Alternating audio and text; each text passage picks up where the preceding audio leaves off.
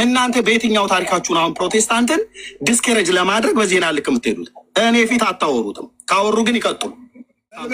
ተናገር። አንተ ማን? አንተ እኮ ራስን እየሰቀል ነው። አንተ ማንና በእኔ ፊት ምትል እንደዚህ ማለት ምን ማለት ነው? አንተ ምሁር ነኝ እኮ እያለ ነው። በእኔ ፊት ስትል እኮ ከእኔ በላይ የለም እያለ ነው። አንተ ትልቀጣ ነው እየተለካ ያን ገዳም ውስጥ እዛ እኛ እንግዳ ነው ብለን አንድ ትልቅ አባት ነበሩ። እኔና እሷ አብረን ነበር የምንኖረው እዛ ዝቋላ ገዳም። እኔ ያኔ ገና ወጣት ነኝ፣ ልጅ ነኝ።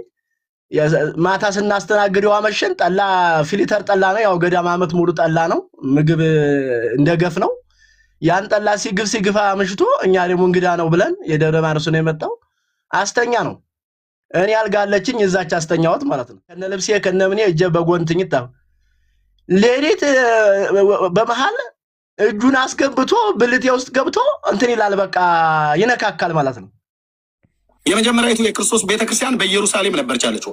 አማዶቹ እነ ጴጥሮስ እና ዮሐንስ እና ያዕቆብ ናቸው። ገላትያ መጽሐፍ ምዕራፍ 2 ላይ። እናንተ በየትኛው ታሪካችሁን አሁን ፕሮቴስታንትን ዲስከሬጅ ለማድረግ በዜና ልክ የምትሄዱት? እኔ ፊት አታወሩትም። ካወሩ ግን ይቀጥሉ። የለውትም። ቀደም በቡና ወሬ ነው ፕሮቴስታንት ተናገር። አንተ ማን? አንተ እኮ ራስን እየሰቀል ነው። አንተ ማንና በእኔ ፊት ምትል እንደዚህ ማለት ምን ማለት ነው? አንተ ምሁር ነኝ እኮ እያለ ነው። በእኔ ፊት ስትል እኮ ከእኔ በላይ የለም እያለ ነው። አንተ ትልቀጣ ነው እየተለካ እኮ ነው። ከእኔ በላይ የለም እኮ እያለ ነው። በእኔ ፊት ስትል እኮ ምንድን ነው የተማርከው? ማስረጃ ያለ እኮ ነው። ኖ በእኔ ፊት ስትል እኮ ምሁር ነኝ እያልክ ነው። በቃ እኮ እሱ እንደዛ አለ። ግን እርሶ ይኸውልዎት፣ እኔ አሁን መምህር፣ እኔ ከእርሶ የምትፈልገው ምን መሰሎት እኮ እሱ በእጄ ላይ ማስረጃ አለኝ እያለ ነው። እኔ እንደ እንትን ነው ማወያያቸው። አሁን እርሶ ይኸውልዎት ክሌም እኮ አድርገዋል። ክሌም ያደርጉት ምንድን ነው? ጴንጤ ወይም ፕሮቴስታንት ሲሆን ነው የሚገባው ብለዋል። ኦኬ፣ ይህን ያሉበትን ደግሞ ማስረጃው ምንድን ነው ሲባል ሐዋርያዊ ቅብብሎሽ የላችሁም የለም በሚል የመጀመሪያ የጀመሩት በዚህ ነው። ከዛ ምንድነው የጠቀሱት? የፍሪምናጦስን ጵጵስና ጠቀሱ። ሲጠቅሱ ይህን ከጠቀሱማ እኔ በደንብ አድርጌ ማስረጃ አለኝ አለ። አሁን እርሶ ማስረጃ ሊመጣቦት ነው። ማስረጃ ከመምጣቱ በፊት ግን እርሶ ማቅረብ መከላከያ የሚያቀርቡት ነገር ካለ አቅርቡ እያለ ምንድነው መከላከያው? በቃ በዚህ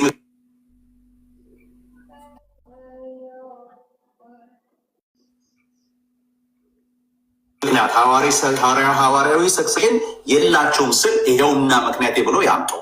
አለበለዚያ በጣም ከፍተኛ የሆነ ዶዘር የሆነ እንትን ማስረጃ ሊመጣ ነው። ያ እስከ መምጣቱ በፊት እርሶ የሚያቀርቡት ነገር ካለ አምቶና ሲኦል መግባታቸውን እያሳዩን እያሉ ማርያም ራሱ ከንፈሩን ሁሉ ስማ ነው ጵጵስናውን የተቀበለው በግብፅ ሀገር። ይኸው መረጃ ሰይጣን አንተ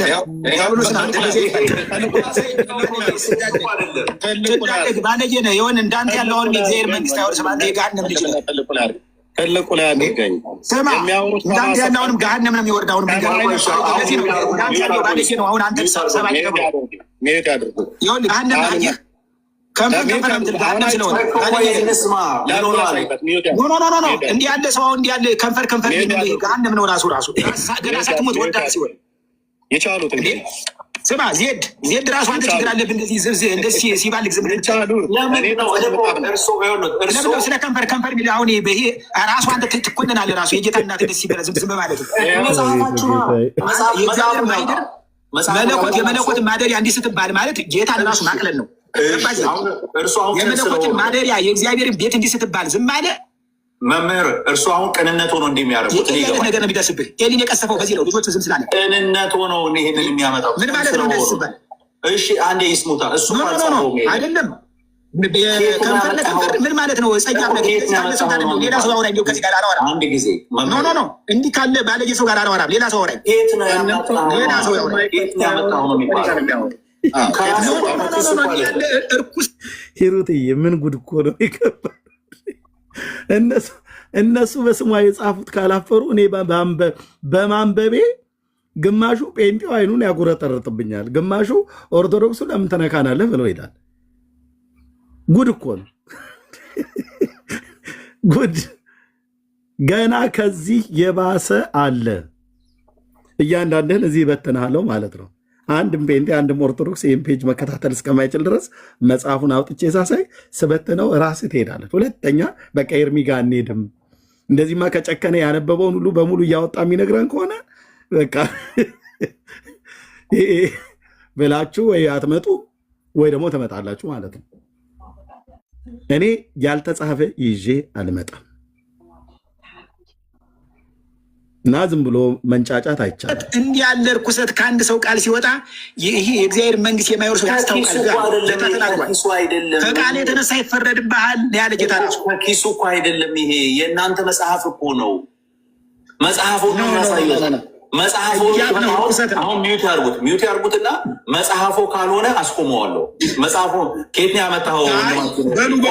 እኔ ጌታን ከሚሳደብ ሰው ጋር እኔ መረጃ ላመጣ ስል እየቀደመ መናገር፣ በዚህ ነግረው ሳለ እየቀደመ መናገር። በሉ መልካም ቀን ይሁንላችሁ። የምን ጌታ የሚሳደብ ማርያምን እመቤታችን የሚሳደብ በደንብ ላስታውሰው። ዮሐንስ አፈወርቅ አሉ ባለፈው ጊዜ ዮሐንስ አፈወርቅ ስለ ኢየሱስ ክርስቶስ ምልጃ በተናገረበት ቦታ ላይ ስለ ምልጃ አይደለም የተናገረው የሚል ሀሳብ እና ከዘመና እሺ ወይት እነሱ አንድ ሀሳብ ቆይ መነን ጋር ልክ እኔ ያንን ላቀርብ እንትኔ ስከፍት እርሱ ወርደው ሄደው የራሱን ቤት ከፍቱ። እንደዚህ አያርጉ። መረጃ ሊመጣስ ይሄ በአብዛኛው እናንተ ሰው ያለ መምህር ቁጭ በሉና በደንብ ስሙኝ። እኔ እድል ሰጡታለሁ። ከፈለጉ 15 ይቅርታ ካልጠየቀ አልቀመጥም። ይቅርታ ማርያምን እንደዚህ ያለውን ከንፈር ለከንፈር ያለውን ያለው ልጠይቀው እኮ ነው። ይኸውልህ እኔ አሁን ይቅርታ አስጠይቀዋለሁ። ስሙኛው በደንብ አድርጎ ይሁ ሚዩት አድርጉትና ስሙ። እኔ አሁን ይቅርታ አስጠይቀዋለሁ። እኔ ጥያቄ ጠይቀዋለሁ። ወንድማችን ተናገር እውነቱ። ኤርሚ ይህ መጽሐፍ ከየት ያመጣው መጽሐፍ ነው? አሁን የምታሳየን መጽሐፍ። እነዚህ አይነት ጥያቄ ነው እንጠይቅ ፈልገው። በኢትዮጵያ ኦርቶዶክስ ተዋሕዶ ቤተክርስቲያን የምጽላሊ ደብረ ጽዮን ማርያም ቤተክርስቲያን ያሳተመው በ2013 ዓ.ም ላይ ታተመው።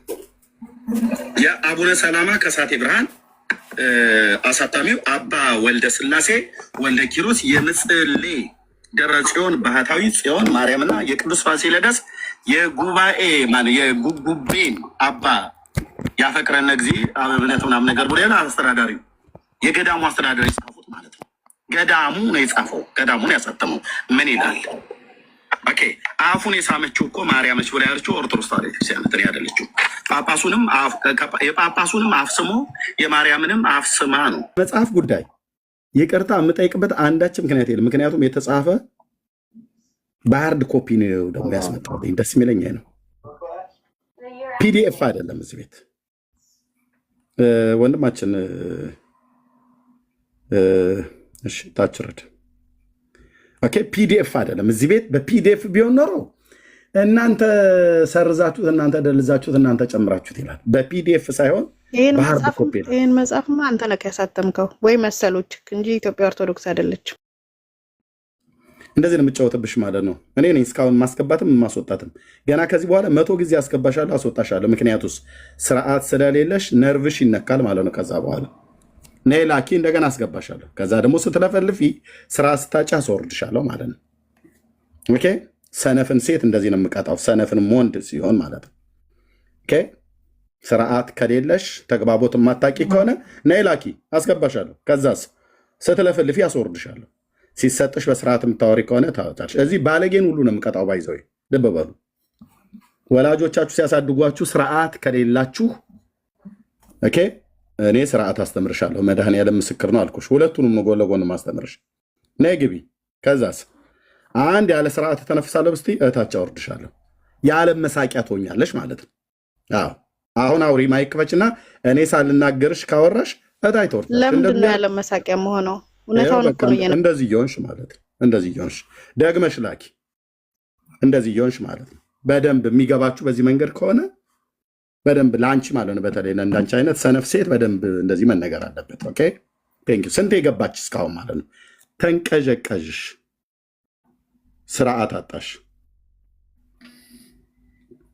ለመንሽ፣ ስትልኪ አክብረን አስገባንሽ። ስርዓት ከሌለሽ ላኪ አስገባሻለሁ እኔ። ከዛ ስትለፈልፍ ያለ ስርዓት አስወርድሻለሁ። ከዛ ስትልኪ አስገባሻለሁ። ቀንሽ እንደዚህ ይበላሽብሻል ማለት ነው። በጣም ተቁነጠነጥሽ። ቴንክ ዩ ኦኬ። እና የትናንትና ንግግራችን የነበረው ነው። አርዕስቱ ይሄ ነው። 10,000 ሞልቷል ወገኖች። እንቀጥል።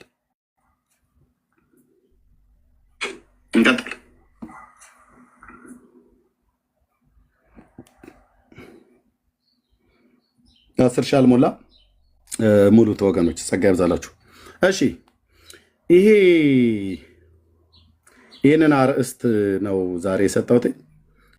ገዝተህ እንደ ኤርሚያስ ማንበብ ነው ማንበብና እዛ በዚህ ክፍል ላይ ሳንብ ያገኘሁትን ታሪኩ አቡነ ሰላማ የትውልድ ሀገሩ ኢየሩሳሌም፣ አባቱ ምናጦስ፣ እናቱ ደግሞ ሰናይት ይባላሉ።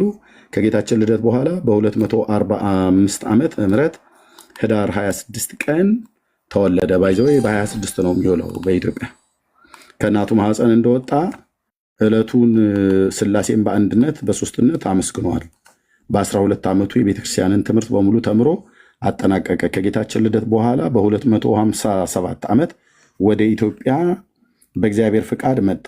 በኢትዮጵያም ብዙ ጊዜ ከቆየ በኋላ ወደ ግብፅ ሄዶ ከአቡነ አትናቴዎስ ሊቀ ጵጵስናን ተቀብሎ የኢትዮጵያን ሰዎች ዙሮ በማስተማር የክርስትናን ጥምቀት አስፋፍተዋል። አጠናክሮ አጠመቀ። መታሰቢያን ያደረገ ስምህን የጠራ አንተን አምኖ ስምህን ጠርቶ ጸሎትን የጸለየ በቤተ ክርስቲያን ስምህን ውስጥ የተማጸነ እኔ እስከ 15 ትውልድ እምርልሃለሁ። ባሕረ እሳትን አሻግሬ ገነትን ወደ ተከፈተ እረፍት ወደ ተነጠፈም አስገባዋለሁ።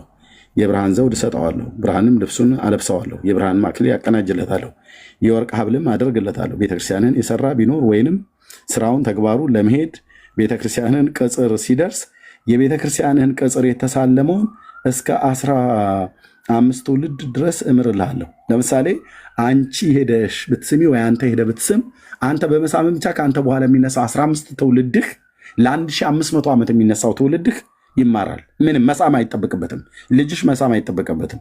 የልጅ ልጆችሽም መሳም አይጠበቅባቸውም። አንቺ ስመሽላቸዋላ። ልጅሽ መሳም አይጠበቅበት እናቴ ስማለች ይላል። እናቴ ስለሳመች ለእናቴ ተቆጥሮላታል። እሷ ጥሩ ወዳጁ ነበረች የከሳቴ ብርሃን የኤፍሬም ምናጦስ ብሎ ማለት ነው። ለምን አንተ ስም እናቴ ስማለች። እናቴ ስለሳመች በተሰጣቸው ቃል ኪዳን እሷ ቃል ስለሳመች በእሷ ይያዝልኛል።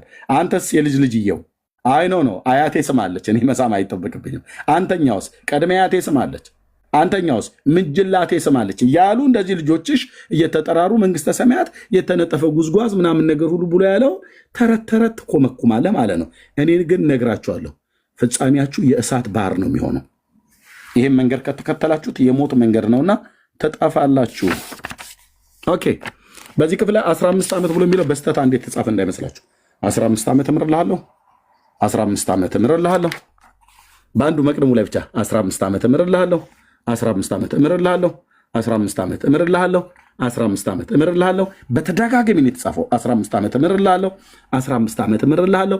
አንተን ታምኖ ቁጥር 4 ላይ በቤተ ክርስቲያን የተማጸነ እኔ 6,000 ግመሎች የተጫኑትን ያህል የጭነቱን ያህል ከፍ ያለ ክብርና ሞገስ በመንግስተ ሰማያት አጎናጽፈዋለሁ ይላል። በግመል ጭነት 6,000 ግመል የሚጫን ያህል ክብደት ያለው ሞገስና ክብርን በመንግስተ ሰማያት በእውነት በልዕልና ያወርሳችኋል ይልላል። ደብተራ ማለት ነው። መተተኛ ሁሉ ህዝቤ ላይ ይቀልዳሉ፣ ንጹሐንን ወደ ሲኦል የሚከት እንዲህ አይነት ጽሑፍ ጽፈዋል።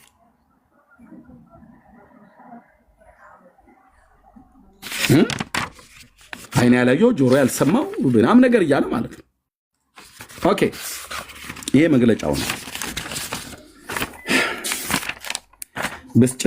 ብስጭት ቢያደርገኝ ብራዘር አትፍረድብኝ። ህዝቤን እንዴት እንደበሉት ኦኬ ይልና ከዛ እንደዚህ ይላል በዚህ ክፍል ላይ ለምሳሌ ዳግመኛ እንደ ፀሐይና እንደ ጨረቃ እንደ ከዋክብት ዓለምን ሁሉ የሚያበሩትን የባህር ዕንቁዎችን ሰጠውና የባህር ዕንቁዎችን 12ቱን በፊትህ 12ቱን በኋላ 12ቱን በቀኝ 12ቱን በግራ ይሁኑ አለው። ዳግመኛም 768 እርኩሳና አጋንንት የሚያስፈሩት እንደ መብረቅ ብልጭታ ነው። ዌልካም ጋይስ ዌልካም ባይ ዌልካም።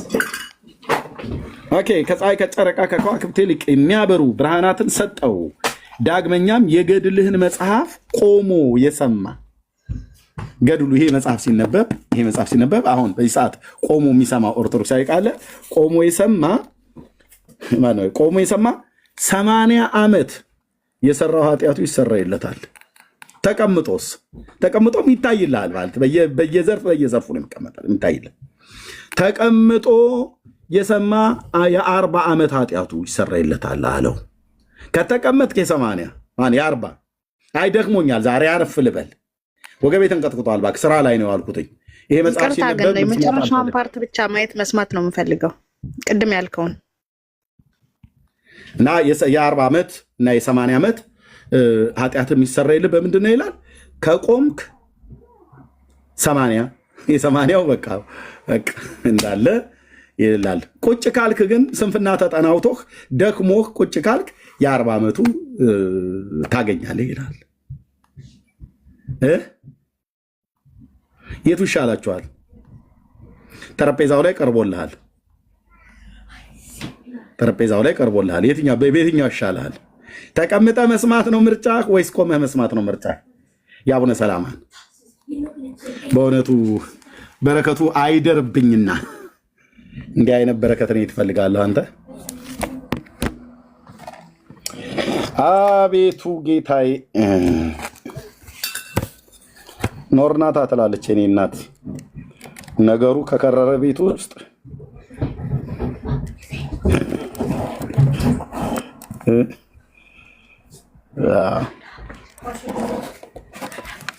አሁን ቆሜ ነው ወይስ ተቀምጬ ነው ምናምን ነገር ብለው የሚለውን እናንተ አስቡበት። ኦርቶዶክሳውያን ከቆምክ የ80ዋን ከተቀመጥክ የ40ው በቃ ምንም እንትን አትበል። ቤትህ ነው እያሉህ ነው። ቆይችን ትዕቢተኛ ሴት ዛሬ በጣም ነው የምከታተልኳቸው። ከፈቺ አወርድሻለሁ። እንደዚህ የዓለም መሳቂያ ትሆኛለሽ ማለት ነው። ኦኬ ስርዓት ከሌለሽ ለምንድን ነው የምታስወጣኝ? ይሄ ነው እውቀት። ስርዓት የለሽም። ታስወጣኛለህ። ለጥያቄ መልስ ስጠኝ። ስርዓት የለሽም። ስርዓት ስለሌለሽ ከታች ወርደሽ ትሰሚያለሽ ማለት ነው። ኦኬ እና ምን ይላል? ዳግመኛ የገድልህን መጽሐፍ ቆሞ የሰማ ሲነበብ ማለት ነው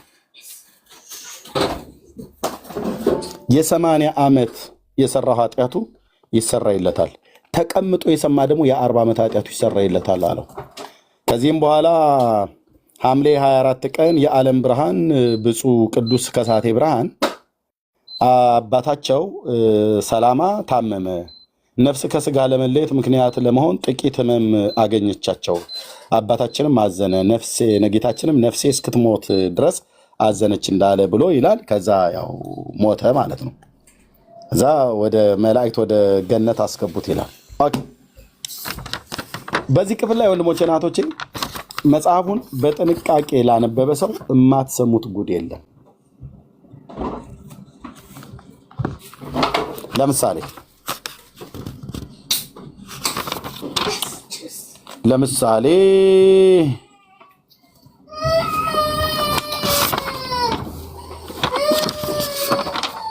ለምሳሌ ቁጥር 6 ከገጽ 9 ጀምሮ እናንብብ።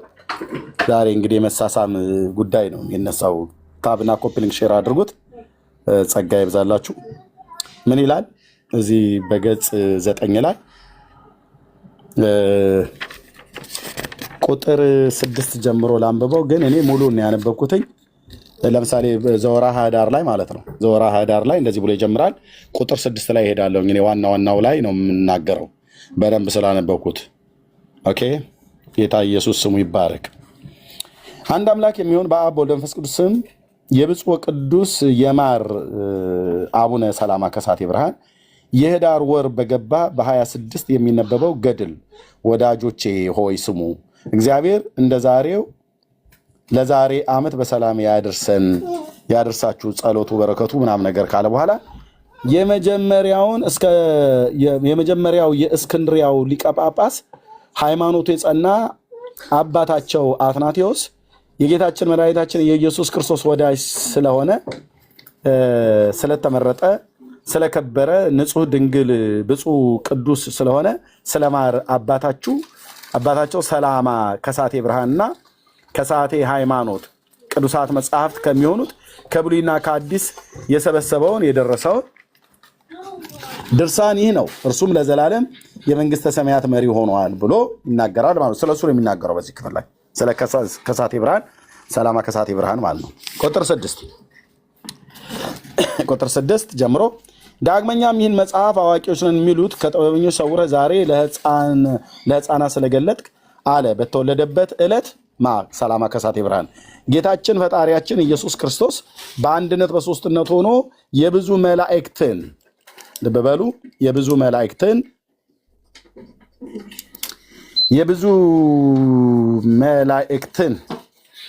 ከብዙ መላእክት ከሆኑ መላእክት ጋር ወደ እርሱ መጣ።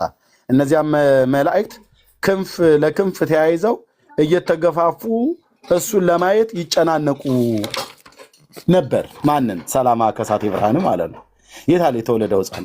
የታለ እንዴ? ቆይ ገብርኤል አትግፋኝ፣ ሚካኤል ነው እንደዚህ ማን ታተ እግሬ ረገጥከው አንተ ማነህ እየተባባሉ ማለት ነው ይገፋፉ ነበር መላእክቱ ማለት ነው። የተወለደውን ሕፃን ሊያዩ ማለት ነው። ገፋኝ እኮ ሲቀስበል አንተማ ብዙ ጊዜ ነው የምትቸኩለው እየተባባሉ ማለት ነው መላእክቱ ለማየት ምንድን ነው ይህንን ያህል ሩጫ እየተባባሉ ማለት ነው ሲያካብዱ። አንድ ጢማም ሰውዬ ሊወለድ መላእክት እየተገፋፉ አሉ ለማየት። ኦኬ ይገፋፉ ነበር። ያው ክንፍ ለክንፍ ተያይዘው ነው ደግሞ ተያይዘው ክንፍ ለክንፍ እየተገፋፉ እሱን ለማየት ይጨናነቁ ነበር። መጨናነቅ በመላእክት አለ ከብዛቱ ከግፊያው የተነሳ ማለት ነው። እስቲ ያሳዩኝ ባካችሁ። እስቲ እኔ ነኝ የማየው አንተ አታዩም። እኔ ነኝ የማየው። አጫጭር የሆኑ ካሉም አያዩም። እንደ ዘኪዮስ አይነት ማለት ነው። ሾላ ዛፍ ላይ መውጣት ግድ ሊላቸው ነው። ምክንያቱስ አንድ ሁለት እግር ያለው ጢማም ወንድ ኢትዮጵያ ውስጥ ተወለደ ማለት ነው ኢየሩሳሌም ውስጥ ተወለደ ብለውን ማለት ነው። የትም ይወለድ መላእክት ይጨናነቁ ይገፋፉ ነበር ትላለህ እንዴ አንተ? አታፍሩ?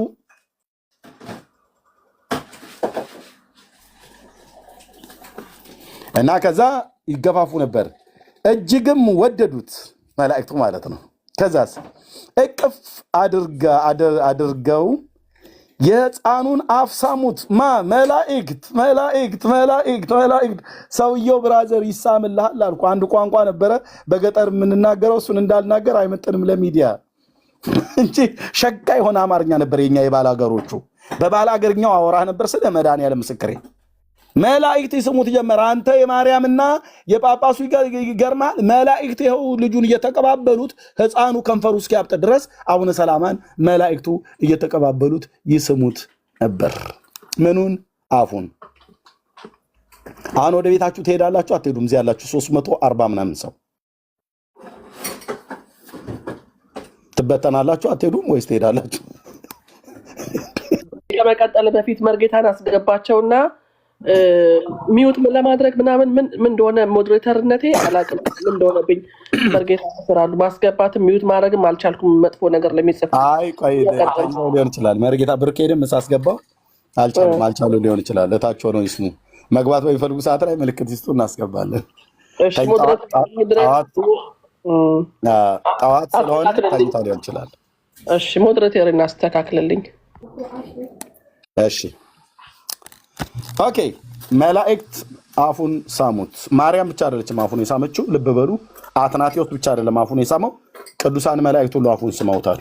ገጽ 10 ዘወርሃ ህዳር ገድለ አቡነ ሰላማ ከሳቴ ብርሃን ፍሬምናጦስ የመጀመሪያው የኢትዮጵያ ኦርቶዶክስ ቤተክርስቲያን ጳጳስ ተብሎ ይባላል። በእርግጥ የመጀመሪያው ጳጳስ ብፁዕ አቡነ ባስልዮስ ናቸው በጃንሆይ ዘመን።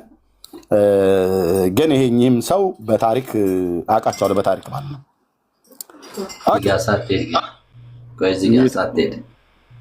አንዴ እሺ ምን ችግር አለው እንጠይቀህ? ላሳይና ከዛ ሳትሄድ እዚሁ ሳታልፍ እናውራ ብዬ ነው። አይ ላውራ እና ታወራለህ። አይደለም ቆይ ይሄንኑ እኔ ነኝ የሚዩት ያደረኩህ። ላውራ እና ታወራለህ። ለህዝቡ ላውራ እና የመላእክቱን ብቻ አይደለም 3 አካላት ስመውታል። 4ም 5ም ሊሆኑ ይችላሉ። እነሱን ካደረጉን በኋላ አብረህ ብትጠይቅ መልካም ነው። አይ ከዚሁ ጋር ልጠይቅ ብለህ ካልክ ትችላለህ። አሁን ከዚሁ ጋር ሳትሄድ ልጠይቅ ብዬ። እሺ አሁን ህፃኑ ልጅ ቢሳም ምን ይፈጠራል ብለህ ታስባለህ? ማናቸው ሳሚዎቹ? ማንም ይሳሙ፣ መላእክትም ይሳሙ፣ ማንም ይሳሙ፣ ማንም አይልም። ማንም ይሳመው። ግን አሁን ማንም አይልማ። ለመጽሐፉ ታማኝ ነው። ቢያንስ ለገድሉ እንኳን ታማኝ፣ ለመጽሐፍ ቅዱስም ታማኝ ሳትሆኑ፣ ለገድሉም ታማኝ ሳትሆኑ ማን ነው ሳሚዎቹ እና ማን ናቸው ነው ብሎ የሚለው? ማንም ይሳመው። እሺ አንተ አሁን ተሳመ ብለን ያነሳ። እሺ መላእክቱ አልክ አይደለ? ሳሚዎቹ እነማን ናቸው ነው ብዬ የምልህ ብራዘር። እሺ መላእክቱ ሳሙት እኮ ብለህ አሁን እኮ ስትናገር ነበር። እኔ አይደለም ያልኩት፣ መጽሐፉ ይላል አይልም? እሺ መጽሐፉ ይላል እኮ እና ሳሙ ይላል። ቴንክ ዩ። መላእክቱ ሳሙት አይደል? ምን ይፈጠራል? ኦኬ ቴንክ ዩ። ያ መላእክቱ ሳሙት። መላእክት የሰው ልጆች ለመሳም አፍ አላቸው እንዴ? ልቡሳነ ስጋ ናቸው። ሰው የሚስበው በከንፈሩ ነው አይደል? እሺ በከንፈር እንዲያው አሁን ለምሳሌ መላእክቶች ሲገለጹ በሰው አምሳል ይገለጻሉ አይደለ? ብዙ ጊዜ እሺ እንዲያው አንተ ባልከው ምን ይሄድና እንዲያው በፈለከው ሰደውና መጽሐፉን ባለው ገድሉን ባለው ሳሙት። እሺ አሁን መላእክቱ ከንፈሩን ሳሙት፣ ምን ተፈጠረ? እስቲ ንገረኝ። እስቲ ለምንድን ነው የሳሙት? ለምንድን ነው የሳሙት ሳይሆን አሁን አንተ ሳሙት ብለህ ነው። ምክንያታቸው ምን ነበረ?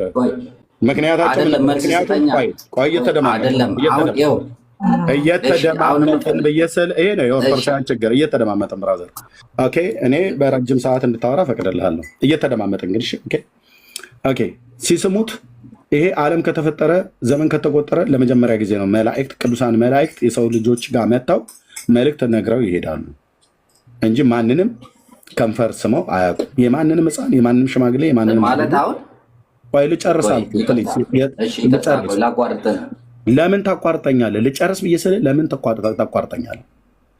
ኦኬ ዓለም ከተፈጠረ ጀምሮ ከሳቴ ብርሃን አቡነ ሰላማ የበለጠ በቅድስና እግዚአብሔርም በመምረጡ ከሱ የበለጠ እነ ሊቀ ነቢያት ሙሴ፣ እነ ሳሙኤል፣ እነ ዳዊት ዋቴቨር ከማፀን የተመረጡ እንደነ ነቢዩ ኤርሚያስ አይነት በጣም ብዙ ትልልቅ የእግዚአብሔር አገልጋዮች አሉ። እንደነ መጥምቁ ዮሐንስ አይነት ያሉ ማለት ነው። እነሱ በተወለዱበት ሰዓት ላይ መላእክት ገብርኤል መጥቶ ነበር ዘካርያስ ጋር። ኦኬ ከንፈሩን ስመዋለው የልጁን በመጣ ሰዓት ላይ በእኛ በመላእክት ዓለም ሕፃናት ሲወለዱ ከንፈር መሳም ልማዳችን ነውና መተን እንስመዋለን በምትወልድበት ሰዓት ላይ ብሎ አላለው። እና ዓለም ከተፈጠረ እንደዚህ አይነት ነገር ተሰምቶ አያውቅም። ከሳቴ ብርሃን የተሳመበት ምክንያት ለምንድን ነው? አብረህ እግረ መንገድ የፈለግከውን ያህል ደቂቃ ወስደህ አውራ። ቴንክ ዩ። አሁን ይኸውልህ ምንድን ነው መሰለህ፣ እኔ አሁን አንተ ቅድም ያደረከውን ነገር በትክክል ማብራራት አልቻልኩም። ምክንያቱም ምንድን ነው አሁን መላእክት ለምን ሳሙት? አሁን ለምሳሌ እኔ ብጠይቅህ መላእክት አለመሳማቸው ማስረጃ አንጣ ብለህ ማስረጃ የለህም። ምክንያቱም ምንድን ነው አንተ አሁን ገድሉን ተንተርሰህ ነው እያወራህ ያለኸው። ገድሉን ተንተርሰህ እያወራህ ከሆነ መላእክት ስለሳሙት ነው አሁን ክሌም እያደረክ ያለው። መላእክት መሳማቸው ምንድን ነው ኢፌክቱ? ያንን ነገር አሁን አንተ ጀስቲፋይ አድርገው። አሁን ለምሳሌ ኦርቶዶክስን ክሌም እያደረክ ነው፣ ስመውታል ብለሃል። መሳማቸው መላእክቱ ምንድን ነው ኢፌክት? መላእክቱ ላይ ምንድን ነው የሚያመጣው ኢፌክት? እሱን እስኪ ኤክስፕሌን አድርግልኝ። ኦኬ የራሱ ጥያቄ ምን አለ? ኦርቶዶክስ ታውቃላችሁ፣ በ4 ነጥብ የተዘጋ ኦርቶዶክስ መልስ የላቸውም። ኦርቶዶክስ ቀረርቶ፣ ፉከራ፣ ሽለላ፣ ጉራ በቃ እንደዚህ ነው። ስለ ራሳቸው መጽሐፍ በመጽሐፍ ቅዱስም ሲጠይቁ አይመልሱም። የራሳቸው መጽሐፍ እኔ ላብራራለት ነው የሚጠብቀው። አያችሁ፣ የእነሱን ነውር ጽፈው ሲያበቁ ስለ ነውሩ መልሳለሁ ብሎ ገብቶ ምን ችግር አለበት አለ። ምን አለበት መላእክት ቢስሙት? ምን የተጎዳው ነገር አለ ይላል። እሺ የመላእክት አፈጣጠራቸው፣ መላእክት የተፈጠሩት የሰው ተፈጥሮ በተፈጠረበት ማንነት ነው። ከአራቱ ባህርያት ነፍስ ተብለው ከሚባለው ነው የተፈጠሩት መላእክት የሰው ልጅ ከተፈጠረበት አሁን ነው ወይ? ኤርሚያስ አሁን እየሄድክ ያለኸው ቆይ መልስልኝ። እኔ ለጠየቁ ጥያቄ ካልመለስክልኝ ጫጫታ አልወድም ስልህ ጫጫታ አልወድም። ለምጠይቅ ጥያቄ መልስ ከሰጠኸኝ ያው እየጠየቅኩ ነው። በምን እንደተሳሙ ብሎ የሚለው ማለት ነው። ተግባብተን እንነጋገር ፕሊዝ ፕሊዝ። እኔ ካልሆነ እታች አውርጃችሁ ህዝቡ እንደሆነ መጥቶ ይሰማል። በደንብ ለህዝብ እናገራለሁ። ግን ከገባህ አይቀር መላእክት የተፈጠሩበት ባህሪያትና የሰው ልጆች የተፈጠሩበት እኮ ፈቅድላለሁ። መላእክት የተፈጠሩበት ባህሪያትና የሰው ልጆች የተፈጠሩበት ባህሪያት አንድ ነው ወይ ነው ብዬ የምልህ። ምክንያቱም መሳም በከንፈር ነው እና መላእክት አንድ አይደለም። ስለዚህ እኔ አሁን እያወራሁ ያሉት አንተ አሁን ለምሳሌ ገድሉን ጠቅሰህ ምን እያልክ ነው? መላእክት ስመውታል ብለህ ክል እያልክ ነው። ስለዚህ መላእክት መሳማቸው ምንድነው ኢፌክቱ? ዛትስ ዋይ መላእክቶቹ ምን ሆኑ? ያንን ኢፌክት እስቲ ጀስቲፋይ አድርግና ዜና አፍተሮች ዲስከስ እናድርግበት። መላእክት መሳማቸው ምንድነው ኢፌክቱ? መላእክቱ ላይ ምን ይፈጥራል? እስቲ ንገር። ነውር ነው ብዬ የምልህ ነውር ነው። ሲጀምር ከምን አንጻር ነው? አድምጠኝ። አንደኛ መላእክት ከንፈር የላቸውም። የኦርቶዶክስ ውሸት ነው። ከናፍርት የላቸውም። ለምን? የተፈጠሩበት ባህሪያት ልቡሳነ ሥጋ አይደሉምና። ኦኬ እግዚአብሔር ሲልካቸው በቃ አንተ ገድሉን አመጣ ሳሙት አለ። ኦኬ ሚዩት አድርጌያለሁ ብራዘር። ስርዓት ይዘህ የማታወራ ከሆነ በቃ ላወርድህ ልገደል ነው። ነውራችሁን ናመልስ ብዬ ስጠይቅህ አይ የኛን ነውር እናንተው መልስልኝ ምን አለበት አልከኝ። ኦኬ አንተ አሁን እስር ያለ አንድ ወንድ ካሜራ ከፍተህ ቢስምህ ምን ችግር አለበት? ካሜራ ከፍተህልና እስኪ አንድ ሰው ደውዬ ልጥራ ወደ አንተ ጋር ኖ ከንፈርህን እንዲስምህ አንድ ሰው ልጥራልህ ነው ያልኩት። ከንፈርህን እንዲስምህ የሆነ ሰው ልጥራልህ። አድመጠኝ ብራዘር። ከንፈርህን እንዲስምህ ምን አለበት ብለሃል አይደል? መላእክቱ ከንፈሩን ከሳሙት ወይ ለአንተ ቅርቤ ነው ይሰማኛል ብለህ የምትለው መልአክ ጥራውና ካሜራ ክፈትና ከንፈር ለከንፈር ስትሳሳሙ እናሳይ። ምክንያቱም አንተ ልጅ አይደለ? ልጅ ነህ እኮ። በአንተና በፍሬምናጦስ መካከል ምንም ልዩነት የለውም። መላእክት የሰው ልጆች ከንፈር የማይሰሙበት አንደኛ የተፈጠሩበት ባህሪያት ከሰው ልጆች የተለየ ነው። ኦኬ የእናንተ መላእክት በእርግጥ ይሳሳማሉ። ምክንያቱም የረከሱት መላእክት ስለሆኑ ማለት ነው። የወደቁትን መላእክት ስለሆነ በፎቶ በኩል የምታመልኳቸው ያረጋሉ። የእግዚአብሔር ቅዱሳን መላእክት ግን እነ ቅዱስ ሚካኤል፣ እነ ቅዱስ ገብርኤል፣ ሌሎቹም ሱራፌልና ኪሩቤል ግን እንዲህ አይነት ነውር አያደርጉም። አንደኛ ለምን ተብሎ ቢባል ቅዱሳን ናቸው፣ ረቂቃን ናቸው፣ መንፈሳውያን ናቸው። ኦኬ ሁለተኛስ የተፈጠሩበት አካላት ሰው የተፈጠረበት አራቱ ባህሪያት ከተባለው ጋር የሉም። ምን ችግር አለ? ምን አለበት? የኦርቶዶክስ ክርስትና ይሄ ነው። ምን ችግር አለበት? ምን አለበት ይሉናል። መላእክት ለምን የማይሰሙት? ከንፈር የላቸው። አድመጠኝ፣ ታወራለህ። መላእክት ከንፈር የላቸውም፣ ኩላሊት የላቸውም። እናንተ እንደምትሉት ማለት ነው። ሰላም ለኩልያቲከ እያላችሁ የምትሉትም ማለት ነው። ለኩላሊትህ፣ ለጨጓራህ፣ ለቅንድብህ፣ ለአይንህ፣ ለአፍንጫህ፣ ለፀጉርህ፣ ለግንባርህ እያላችሁ የምትሉት ማለት ነው። ለእግርህ፣ ለጥፍርህ፣ ሰላም ለአስናኒከ፣ ለጥርስህ ሚካኤል ጥርስ አለው እያላችሁ ነው እናንተ። ምክንያቱም ቆሎ ይበሉ የለ ላይ። ስለዚህ ይሄ እነዚህ የተባሉት በሰው አካላት ላይ ያሉ ተፈጥሯዊ የሰጋ ተፈጥሯዊ ባህሪ የላቸውም። መንፈሳውያን ናቸው። እግዚአብሔር በሚልካቸው ሰዓት ላይ በሰው አምሳል የተገለጡበታል። እሱ ራሱ እግዚአብሔር በመለኮታዊ ኪነ ጥበቡ ያደረገው እንጂ የተፈጠሩበት ባህሪ አይደለም። የተፈጠሩበት ባህሪ ሆኖ አይደለም ያ። ስለዚህ አሁን ምንድነው ያንተ መልሱ? ኦርቶዶክስ መላእክት መጥተው ህፃናትን ሳሙ መልስ አላችሁ። ለዚህ ምን አለበት? ምን ይጎዳሉ ነው? ምንም ካልተጎዱ አንተ አንድ ወንድ ሰው ልጥራለህና ከንፈርን ይሳምህ ምን ችግር አለበት? መላእክቱ ከወንድ ጋራ ከንፈር ለከንፈር ከተሳሳሙ አንተም ከወንድ ጋራ ከንፈር ለከንፈር ብትሳሳም ምን ችግር አለው? ብራዘር እንደዛ ብለን እንድንል እንገደዳለን ማለት ነው። የምትለው ካለ መቀጠል እንችላለን። ቴንክ ዩ። አዎ ወንድማችን ኤርሚያስ ምንድነው የሚያየው? በዝሙት አይን ብቻ ነው የሚያየው ማለት ነው። በቃ አመንዝራነት። አሁን ቅዱሳን መላእክትን በዚህ ደረጃ በሴንስ አሁን ለምሳሌ አፈጣጠራቸው ቅዱሳን መላእክት ከሰው ልጅ የተለየ ነው አፈጣጠራቸው ብሎ ያወራውን ነገር መልሶ ደሞ ሴንስ ያደርጋሉ ማለት በጣም በጣም ነውር ነው። እውነት ለመናገር ማለት ነው። እና አሁን እይታ ነው ችግር ያለበት። አሁን እይታ ከአመንዝራነት ውጣ። እይታ አሁን በጣም የአመንዝራና የእንትን ነው እያየህ ያለው። ቅዱሳን ናቸው። ቅዱሳን መላእክት እኮ ሴንስ አያደርጉም። እንደኛ ዝሙትን ሴንስ አያደርጉም። ለምሳሌ አንተ ወንድ ብትስም ሴንስ ልታረግ ትችላለህ፣ በአመንዝራነት ማለት ነው። ነገር ግን ቅዱሳን መላእክት ቅዱስ ናቸው ሲባሉ እንደኛ አይነት ፍጡር አይደሉም ከተባለ መሳማቸው it doesn't make sense። እንዳንተ ሴንስ አይሰጣቸውም። አንተ እያልክ ያለኸው ልክ እንደኛ አይነት አፈጣጠር አላቸው። ልክ እንደኛ ከሳሙ ሴንስ ያደርጋሉ። it's very shame። እውነቴን ነው የምልህ፣ በጣም ያሳፍራል። ለቅዱሳን መላእክት እንዴት አንተ እንደዚህ አድርገህ ዲሳይድ አድርገህ ታስቀምጣለህ? ቅዱሳን መላእክትን መላእክት እኮ እንደኛ ሰዎች አይደሉም፣ እንደኛ መንዝር አይደሉም። እንደኛ እኮ እይታቸው ዝሙት አይደለም እኮ እኛ ሰዎችንን እኮ እሱንም ያልተፈቀደልንን እኮ ነው እኮ አመንዝራነት እየተመለከትን እኮ አመንዝራ ይሆን ነው እንጂ እኮ ቅዱሳን መላእክቱ ቢስሙ ሕፃን ልጅ ቢስሙ ባይስሙ አንተ እንኳን የወለድከውን ልጅ ማለት ነው በአንተ በራስ አንደበት እንኳን ከዚህ ቀደም ምን ብለሃል? የልጆቼን ዳቦ ስማለሁ እኮ ብለሃል። የልጆቼን እስማለሁ ብለሃል እኮ አንተ ራስህ በአንደበት ማለት ነው። አንተ እንዲህ ያልክ ሰው መላእክት ሴንስ ያደርጋሉ። አንተ ሴንስ ያላረክ በልጆች መላእክት ሴንስ ያደርጋሉ ማለት ለመላእክቱም ለፈጣሪም ክብር የለህም ማለት ነው። ቅዱስ መሆናቸውን እንኳን እያወቅህ አይደለም ማለት ነው።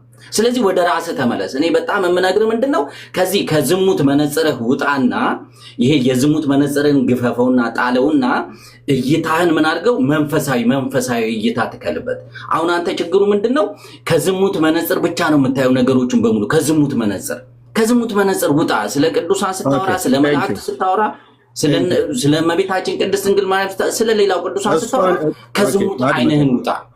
ከዛ ቴንክ ዩ ሰምቻለሁ። ቴንክ ዩ ኦኬ።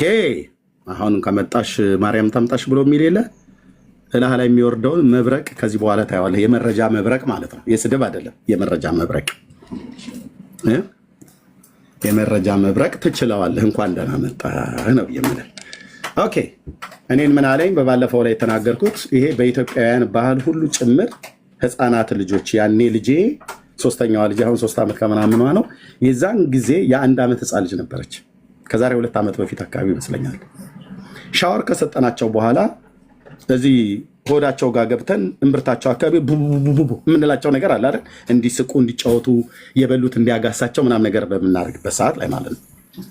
በሀገራችን ባህል እስከዛ ድረስ እንደዛ ይደረጋል ነው። የ1 ዓመት ህፃን ልጄን ሳጥባት ልጆችን በማጥባቸው ሰዓት ህፃናት በነበሩበት ሰዓት ማለት ነው ከ1 ዓመት እስከ 2 ዓመት ድረስ ባለው እንደዛ ካጠብን በኋላ እሱ አሁን በእርግጥ ልጅ የለውም ላይኖረውም ይችላል። ካለውም እሱ ዝም ብሎ ሌላ ጎዳና ሊሆን ይችላል ሊያሳድግለት የሚችል አይዶ ነው። እኔ ግን ልጆቼን ሳጠብ ካጠብኳቸው በኋላ በዘይት ሰውነታቸውን አሻለሁ። ውስጥ እግራቸውን እስማለሁ፣ ግንባራቸውን እስማለሁ፣ አፍንጫቸውን እንስማለን።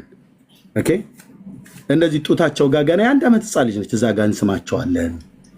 እምብርታቸው አካባቢ እንደዚህ እንኮረኩራቸዋለን እንዲስቁ በእጃችንም ባፋችንም። እና በኢትዮጵያ ባህል ውስጥ ይህንን እናቶች ናቸው የሚያውቁት። እንዲህ አይነቱ ወጠብሻ ጎረምሳ አያውቅም። ምክንያቱም ጎዳና ላይ ሊሆን ይችላል ያደገው ማለት ነው። ይህንን እድል አላገኘ ሊሆን ይችላል። ኦኬ ይህንን ነው ያልኩትኝ በወቅቱ ማለት ነው። ልብ በሉ እኔ የራሴ ህፃን ልጅ ነው ይህንን ያልኩትኝ። የስንት ዓመት ህፃን ልጅ? የ1 ዓመት ህፃን ልጅ ማለት ነው። እዚህ ውስጥ ያላችሁ 77 ቁጥር ትጽፋላችሁ። ከዚህ ቀጥሎ የኢትዮጵያ እናቶች የሆናችሁ ልጆቻችሁን ስትስሙ ኦኬ ልጆቻችንን እምብርታቸው ጋርና እምብርታቸው አካባቢ ላይ አንስምም ወይ? 77 ቁጥር ጻፉ። ገንዬ ገነት ገረመው ሰማላችሁ አይደል? ሊዲያ በጣም ማቃችሁ እናቶች ናችሁ እናንተ። ጻፉታች ያላችሁ ወንድሞች ኢየሩስ ጽፋላችሁ አይደል? እስኪ ተውት እኮ ሌሎቻችሁ። ይሄ ወደ 22 ሰው ምናምን ነገር ማለት ነው። ኦኬ ይሰማል አይደል? አዎ ይሄ ልጅ ጎዳና ላይ ነው ያደገው። ጎዳና ላይ ስላደገ እንዲህ አይነት ፍቅር አላገኘ ሊሆን ይችላል። ወይ እናቱ ሞተውበት በሌላ ሰው ከእጅ ላይ ካደገ ሜት አድርግ። ጎዳና ላይ ተጥሎ ቆሻሻ ቦታ ሜት አድርግ። ቻለው ብያለሁ። ሚዩት አድርግ። ጭጭ ብዬ እንደሰ ጎዳና አንተ ነው ጎዳና ያደግከው። ካልሆነ ትወርዳለህ። በኦርፋኔጅ ያደግክ ከሆነ ትወርዳለህ። ይሄንን አሳዳጊ የሌለ አንተ ነህ። አሳዳጊ አንተ ነው። መንገድ ላይ ታች ውረድ። የከሳቴ ብርሃን ልጅ ታች ውረድ። ሰው ላይ ስትናገር አየህ ማሰብ ነበረብህ። በኦርፋኔጅ ከጎዳና ላይ በከፌስታል ውስጥ ተጥለህ የተገኘህ ልጅ ከሆንክ አንተ እሱን እድል አላገኘውም። እኔ ግን ልጆቼን ሳጥብ የእኔን ሕፃን ልጅ ነው ያን እንደዛ ያልኩት። የራሴን የ1 ዓመት ሕፃን ልጅ ሰውነታቸውን ስናጥብ እናቴ እንደዛ ስታደርግ ስላየሁኝም ጭምር ማለት ነው። ምን ስታደርግ ሰውነታችንን ካጠቡች በኋላ ታናናሾቼ ሰውነታቸው እንደዚህ ይሳማል። ሕፃናት ናቸው ፍራዘር።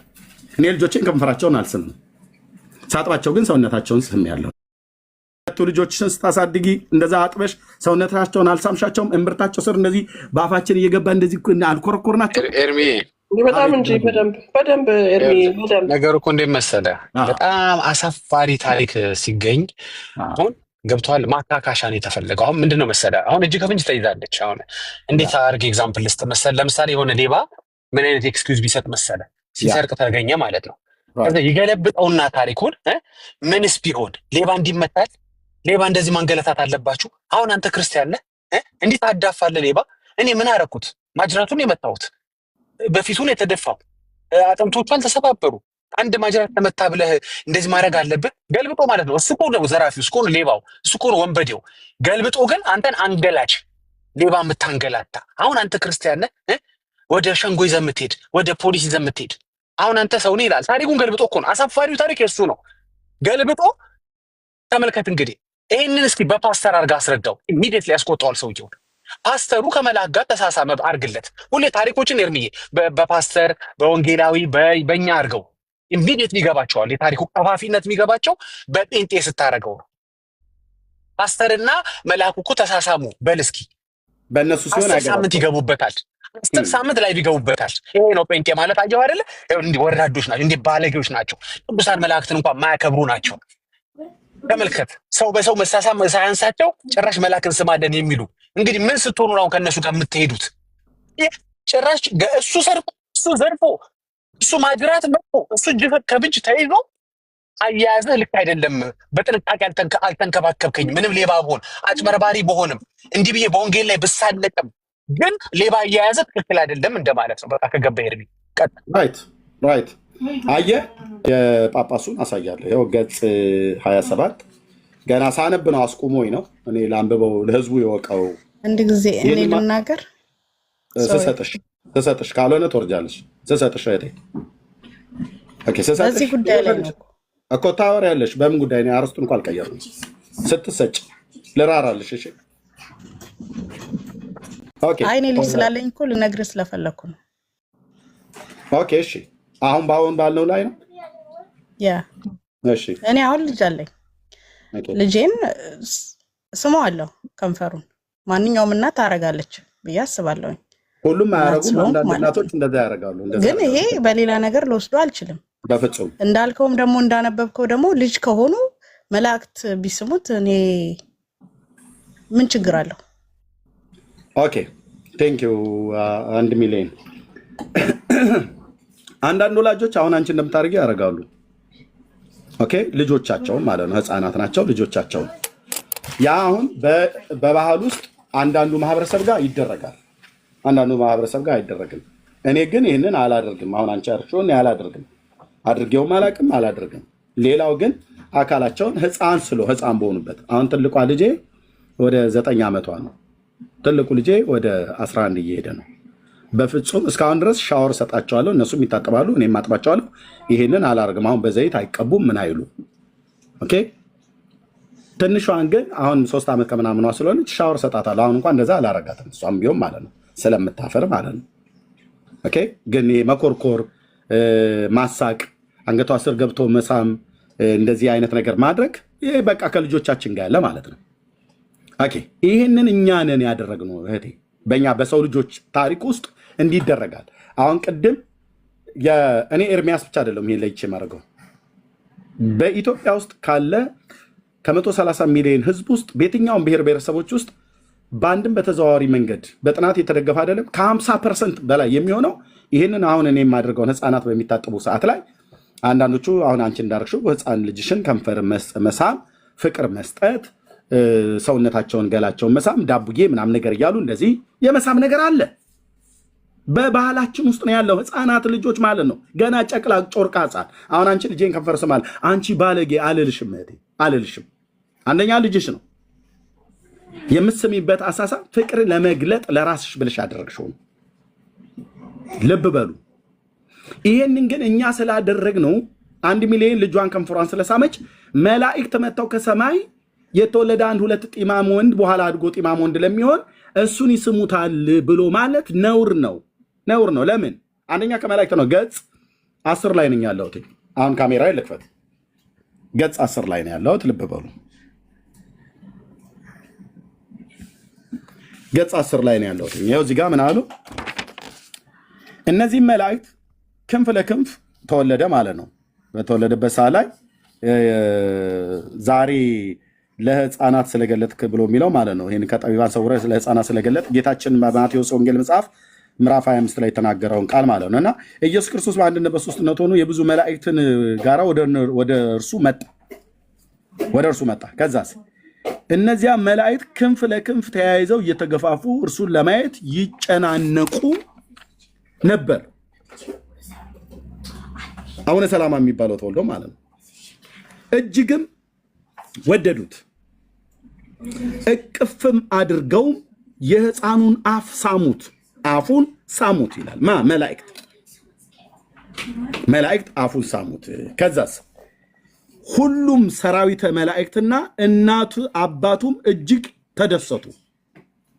ሞት የገዛቸው የሰው ልጆች ስለ እርሱ ይድናሉ። ሰላማ ከሳቴ ብርሃን ብለው ይድናሉ። ስለ እርሱ ነው የሚድኑት፣ ስለ ኢየሱስ ብለው አይድኑም። ስለ እሱ ይድናሉ። ጌታችንም ኢየሱስ ክርስቶስም አፉን ሳመው። የባሰ መጣ ማለት ነው። የሳሚው ብዛት ልብ በሉ። መላእክት ሳሙት፣ ጌታችን ኢየሱስ ክርስቶስም አፉን ሳመው። ከሰውም ይልቅ እጅግ ወደደው። ከሰውም ይልቅ እጅግ ወደደው። ማንን? ሰላማ ከሳቴ ብርሃን።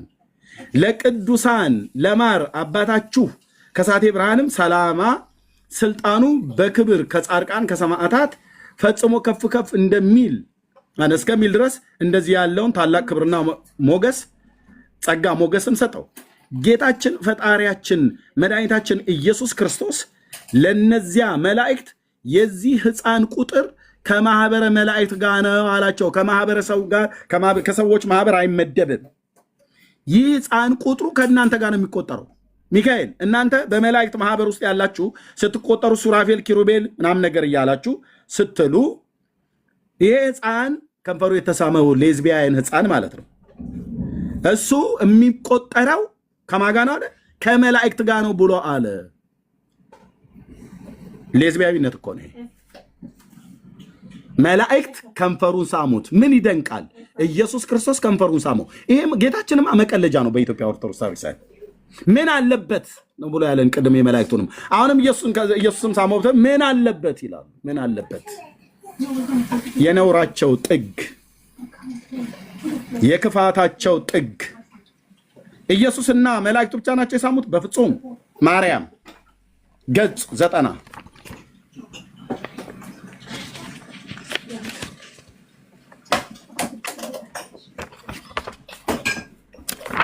ኤርሚያስ ጋር ስትመጡ ቆም ብላችሁ አስቡ ብራዘር። ያለ መረጃ እዚህ ቤት ወንድሜ፣ ያለ መረጃ እዚህ ቤት አይወራም፣ ነውር ነው። ወንድሜ ዳጊ ሲያወራ ስሙት። የሆነ ነገር ከጠቀሰ ያለ መረጃ አናወራም። ኦኬ፣ መላእክቱና ኢየሱስ ሳሙት አይደል? ኦኬ፣ ከዛስ ቁጥር 24 ገጽ 90 ገድለ ከሳቴ ብርሃን ዘወርሃ መጋቢት፣ የመጋቢቱ ላይ ማለት ዘመጋቢት። ያው ልብ በሉ። ገጽ እጠራለሁ፣ ወር እጠቅሳለሁ፣ ቁጥር እጠቅሳለሁ፣ ግዕዝ ከአማርኛ አነባለሁ። በዚያችም ሌሊት አሁን ብዙ ጊዜ በዚህ በግዕዝ ስለሚደበቁ ለህዝቡ የተገለጠው ራሳቸው ናቸው የተረጎሙት ሊቃውንቱ። እኔ ምንም ተርጎም አያስፈልገኝም። ይሄንን በዚያችም ሌሊት አምላክን የወለደች በሁለት ወገን ድንግል የሆነች ቅድስት እመቤታችን ማርያም ከአላፍት መላእክት ጋር 15ቱ ነቢያትን የብሉይ ኪዳን ነቢያት ማለት ነው። እነ ኢሳያስ፣ እነ ኤርሚያስ፣ እነ ሕዝቅኤል ነቢያትና 12ቱን ሐዋርያት እነ ጴጥሮስ፣ እነ ዮሐንስ፣ እነ ያዕቆብ ምናምን ነገር ሁሉ ማለት ነው።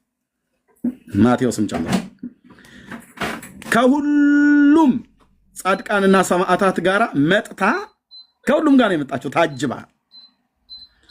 ባይዘዌ ነውራቸውን ሊጽፉ ሲሉ እሷ ሁሉንም ታጅባ ነው የምትመጣው። የሚቀር መልአክ የለም፣ የሚቀር ነብይ የለም፣ የሚቀር ሐዋርያ የለም፣ የሚቀር ጻድቃን፣ ሰማዕታት፣ ደናግላን፣ መነኮሳት የሚባል አንድ የሚቀር የለም። እሷ በሄደችበት ነው የሚሄዱት። ምክንያቱም እሷ አምላካቸው አይደለች። በኦርቶዶክስ ያለችዋ ማርያም ብለው የሚያመልኳት በትውልድ ሕሊና ውስጥ እፈጠፍጣታለሁ። የጌታዬ እናት እንደዚህ አታደርግም፣ አላደረገችም። አይሁዳይቷ እናት ከዛስ ጻድቃን ሰማዕታት ጋር መጥታ በያዘችው መስቀለ ብርሃን ባረከችው። ማንን? ከሳቴ ብርሃንን። ከዛስ አፉንም ሳመችው። በኤዶም ገነት ውሃ አጠበችው፣ በልብስም ብርሃን አጎናጸፈችው፣ የብርሃን አክሊልም አቀዳጀችው። ወደ ሰማይም አሳርጋ በስሉስ ቅዱስ ፊት አስቀመጠችው። በሶስቱ ቅዱስ ማለት በእግዚአብሔር ፊት በአብ ወወልድ ወመንፈስ ቅዱስ ፊት አምላክን የወለደች በሁለት ወገን ድንግል የምትሆን ቅድስት እመቤታችን ማርያም ልጇ እንዳነገሳት እንደ እርሷ ብፁዕ ቅዱስ አቡነ ሰላማ ከሳቴ ብርሃን አነገሰችው። እሱ ጌታ እንዳነገሳት እሷ ደግሞ እሱን አነገሰችው። ማንገስ የማሰራ ነው፣ የጌታ እንጂ የማርያም አይደለም። አነገሰችው ቻሉት። ምን አለችው? አፉን ሳመችው። ኦኬ ገጽ 90 ነው ይሄ፣ ልብ በሉ። ኦኬ ገጽ 27 ዳግመኛም ቁጥር 8 ዘወርሃ ታኅሳስ ተናገር እውነቱን። ዘወርሃ ታኅሳስ ገጽ 26 ቁጥር 8 ዘወርሃ ታኅሳስ ገጽ 26 ቁጥር 8 ዳግመኛም ሊቀ ጳጳሱ ጸባይህ እንዴት ነው አለው። ካደገ ጳጳሱ ወደ ጳጳሱ ጋር ሄደ። ፍሬምናጦስ ወደ እስክንድሪያው ጳጳስ ማለት ነው። ታሪኩን ስላነበብኩት እኮ ነው ብዬ ማለት ስላነበብኩት ነው እኮ ብዬ ማለት እና ጵጵስና ሊሾም ከዚህ ከኢትዮጵያ ተነስቶ ወደ እስክንድሪያው ሊቀ ጳጳስ ሄደ። ወደ ቅዱስ አትናቴዎስ አባ አትናቴዎስ የሚባለው ጋር ማለት ነው። ከዛስ ዳግመኛም ሊቀ ጳጳሱ ጳጳስ ነበርና ይሄ ጠባይ እንዴት ነው? ስራ ምንድን ነው? የመጣህበትስ ሀገር ወዴት ነው አለው። ፍሬምናጦስ አቡነ ሰላማ ማለት ነው። ፍሬምናጦስ ከሳቴ ብርሃን የተባለው ብርሃን ከሳች ብርሃን ገላጭ ማለት ነው። ከሳቴ ብርሃን ማለት ፍሬምናጦስ መልሶ የመጣሁት ከኢትዮጵያ ሀገር ነው። አባቴ ሆይ ልመናዬን ስማ፣ ምኞቴንም አድምጥ። ደጋጉ ነገስታት አብርሃና ወአጽብሃ በትግራዋይ ላይ የነገሱት የተባሉ በኢትዮጵያ ታሪክ ውስጥ የሚታወቁ ማለት ነው። ጥምቀትና ቁርባንን ሊቀበሉ ፈልገው ወደ አንተ ልከውኛልና ከዚህ በፊት ወደ ኢትዮጵያ ሀገር ሐዋርያ አልተላከም፣ ጥምቀትና ቁርባንም በእነሱ ዘንድ አልነበረም ይላል። ልብ በሉ። ኢትዮጵያ የስንት ሺህ ዓመት ታሪክ አለ ተብሎ የሚባል አብርሃ ወአጽብሃ በነገሱበት ዘመን ክርስትና ኢትዮጵያ ውስጥ የለም። ከኑማ ብራዘር ቻለው ጠጣ ስልህ የለም። አብርሃ ወአጽብሃ ኢትዮጵያ ውስጥ መቼ ነው የነገሱት? የኢትዮጵያ ታሪክ መጽሐፍ የሚለውን አምጪ ጆን ያምጣ። ያከላ ያለው ነው ያለው መጽሐፍ ያለው ነገር ኢትዮጵያን ሂስቶሪ ያ እሱት ያ ደንገት ዘከዝክላችኋለሁ እንደዚህ ማለት ነው።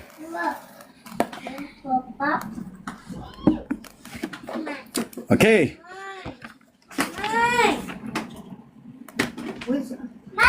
የአክሱም አትረብሹኝ አንዴ አትረብሹኝ። ኦኬ የአክሱም ዛግዌ ዳይናስቲ ዛግዌ ላይ አይደለም አክሱም ላይ ነው። ኦኬ የአክሱም መንግስት አጀማመር ገጽ 17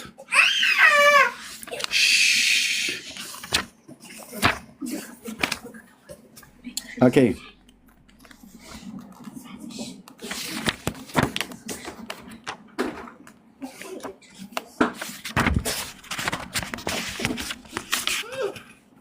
ኦኬ ይሄ ልጨርስ።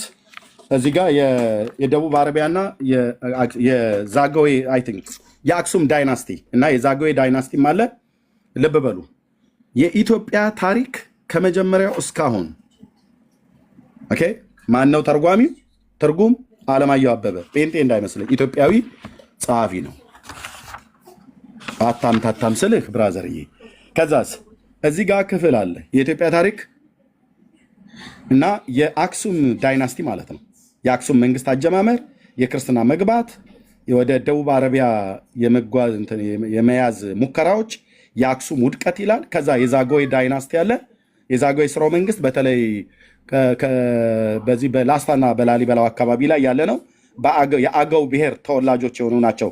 ንጉስ ዘእልመክኑን የተባለው የነሱ የሶሎሞን ዳይናስቲ የዳዊት ስርወ መንግስት ዘር ተካፋይ ናቸው ተብሎ በታሪክ ይታመናል። እሱ ደግሞ አይሆንም ብሎ ይሄ እግሩን የተቆረጠ የተባለው አቡነ ተክለ ሃይማኖት የሸዋው ማለት ነው የቲሳው፣ እሱ ደግሞ ዶሮ ጭንቅላት አስበልቶ የዶሮ ጭንቅላት ምድጃ ላይ የተጣለ አስበልቶ የይኩኖ አምላክን ንግስና ወደ ሸዋ ለመመለስ የዛጎይ ዳይናስቲን በጦርነት ወቅቶ በላስታና በላሊበላ አካባቢ ላይ ውጊያ ውስጥ የተሳተፈ ቀጥተኛ ፖለቲከኛ ነው። ማን የተናገረው? የፕሮፌሰር ጌታቸው ኃይሌ መጽሐፍ አምጪ ማማ ከዛ ፕሮፌሰር ጌታቸው ኃይሌ ደቂቀ እስጢፋኖስ በሕግ አምላክ። አዎ ከአንዱ ወደ አንዱ ማለት በገጽ በቁጥር አሳያለሁ። ትጠጧታላችሁ። ከእውነት ጋር እዚህ መተህ ከአለት ጋር ነው የምትጋጨው። እኔ ግን ማለት ብዙ ሳታበዛብኝ ይቅር። ቆይ ወደ ሌላ ሳትገባ ጥያቄ አለ። እሰጥሻለሁ። ትጠይቂያለሽ። ጸሐፊና ያዥ ትጠይቂያለሽ። እሰጥሻለሁ። ኦኬ። ይሄም በኋላ እንትን ደቂቀ እስጢፋኖስ ነው። ደቂቀ እስጢፋኖስ በሕግ አምላክ የሚል ፕሮፌሰር ጌታቸው ኃይሌ እንትን ዳልቻ ነገር ነው ማማ። እንደዚህ አይነት ከለር ነው መጽሐፉ ከለሩ። ቴንክ ዩ። ኦኬ። ከዛስ እዚህ ጋር ምን ይላል? ይሄን ጨርሼ ትጠይቂያለሽ። እና ፍሬምናጦስ የመጣሁት ከኢትዮጵያ ሀገር ነው አባቴ። ይህንን የአክሱም የአብርሃ ወአጽብሃን ታሪክ አሳያለሁ ከገድለ ላሊበላም ላይ ከዚህም ላይ የኢትዮጵያ ታሪክም ላይ ከብዙ መጽሐፍቶች ላይ አሳያለሁ። እሺ ከዛ አባቴ ሆይ ልመናዬን ስማ፣ ምኞቴንም አድምጥ። ደጋጉ ነገስታት አብርሃና ወአጽብሃ በጥምቀት ቁርባን ሊቀበሉ ፈልገው ወደ አንተ ልከውኛልና። ለምንድነው ይህንን የፈለግኩትኝ? የአብርሃ ወአጽብሃ የነገሱበት ዘመን ከታወቀ ክርስትና ያኔ ኢትዮጵያ ውስጥ አልነበረም ማለት ነው። ወይ ደግሞ ጥምቀትና ቁርባን የሚባል በአብርሃ ወአጽብሃ ዘመን አልነበረም። ጉድ እኮ ነው ብራዘር፣ ጉድ።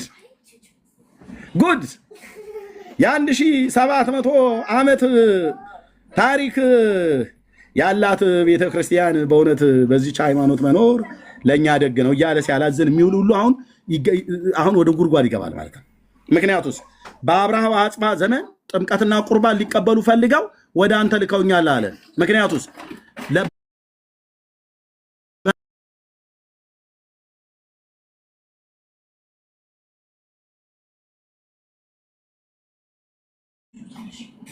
ግብጾች ነበሩ እያመጡ የሚያቆርቧችሁ። ኦኬ። ከዛስ ልከውኛልና ከዚህ በፊት ወደ ኢትዮጵያ ሀገር ሐዋርያ አልተላከም። ቴንክ ዩ። ያው ደቂቀ እስጢፋኖስ ጌታቸው ኃይሌ ፕሮፌሰር በአዲስ አበባ ዩኒቨርሲቲ ፕሬስ የተዘጋጀ ማለት ነው። መረጃ ትጠላለህ አልኩ። ከዚህም በፊት ወደ ኢትዮጵያ ሀገር ሐዋርያት አልተላኩም፣ ጥምቀትና ቁርባንም በእነሱ ዘንድ አልነበረም ይላል። በአብርሃ ወአጽብሃ ዘንድ ጥምቀትና ቁርባን አልነበረም። አብርሃ ወአጽብሃ ኢትዮጵያ ላይ መቼ ነው የነገሱት? መቼ ነው የነገሱት? አይታወቅም። ዘመኑ ይታወቃል በታሪክ ውስጥ። ኦኬ። የኢትዮጵያ ታሪክን ብቻ ማየት ማለት ነው። ስለዚህ ምክንያት በእነዚህ ደጋግ ነገስታት አብርሃ ወአጽብሃ ፍቃድ ወደ አንተ መጣው አለው። ብፁዕ ቅዱስ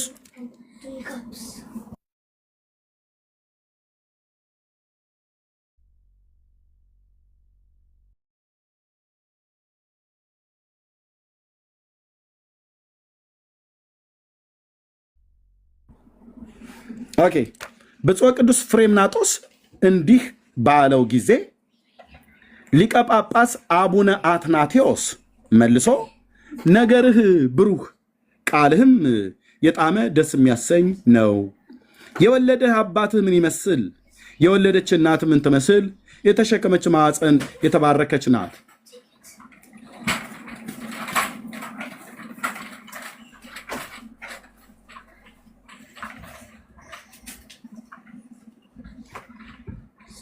የተባረከች ናት።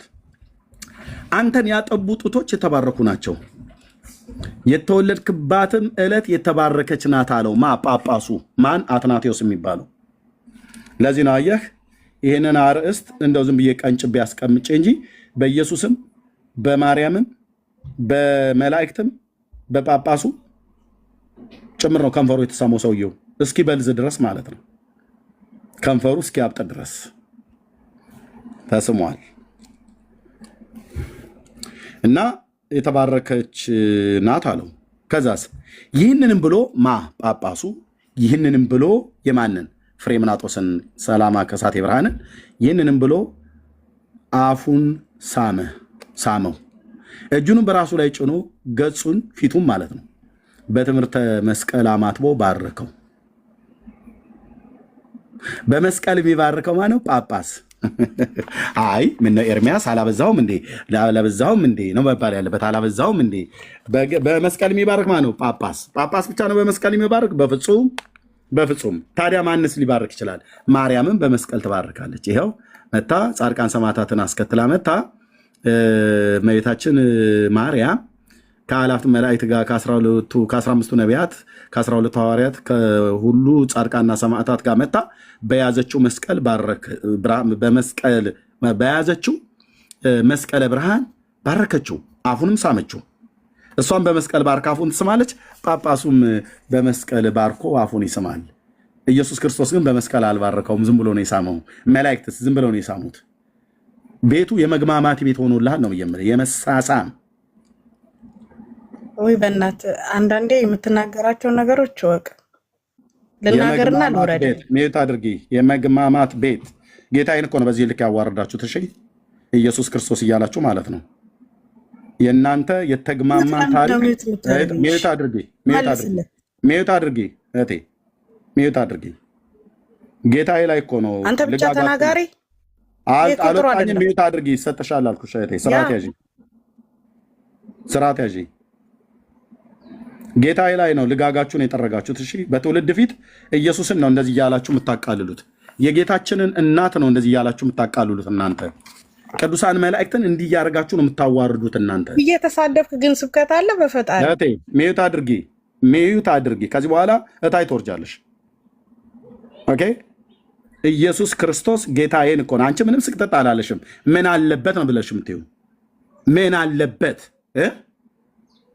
መላእክት ልናገር ትናገሪያለሽ፣ እሰጥሻለሁ። መላእክት አፉን ሳሙት፣ ኢየሱስ ክርስቶስ አፉን ሳመው፣ ማርያም አፉን ሳመችው፣ ጳጳሱ አፉን ሳመው። ጻድቃን ሰማዕታት ነቢያት ሁሉ በሙሉ ናቸው አፉን የሳሙት። ማንን? ይህንን አባታችሁን ማለት ነው። ጳጳስ በከንፈር ተስሞ ነው እንደሚሾመው? መልሽልኝ አሁን እስኪ። በመጀመሪያ ደረጃ ማለት ነው አሁን ያነበብከው እንዳለ እሺ፣ ኢየሱስ ክርስቶስ በአካል ነው የሳመው ወይ ማርያም በአካል ነው የሳመቻቸው? እቺ መልስልኝ።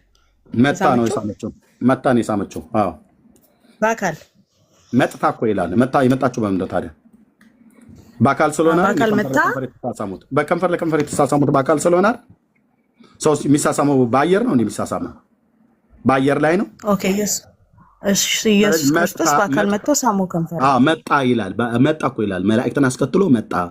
ማርያምን መላእክቱን አስከትላ መጣች እኮ እያልሽ ነው አንቺ። እልህ ይዞሽ ገና ቅድም ጀምረህ ለመበጥበጥ ሞከርሽ እንጂ እልህ ይዞኝ አይደለም። ትክክለኛውን ነገር ነው። ኦኬ፣ ትክክለኛው ነገር ይኸው እህቴ፣ ይኸው ትክክለኛው ነገር ከፈለግሽ የሁለቱንም ላሳይሽ። ኦኬ፣ ገጽ 90 እና አይቼዋለሁ እኮ በአካል ኢየሱስ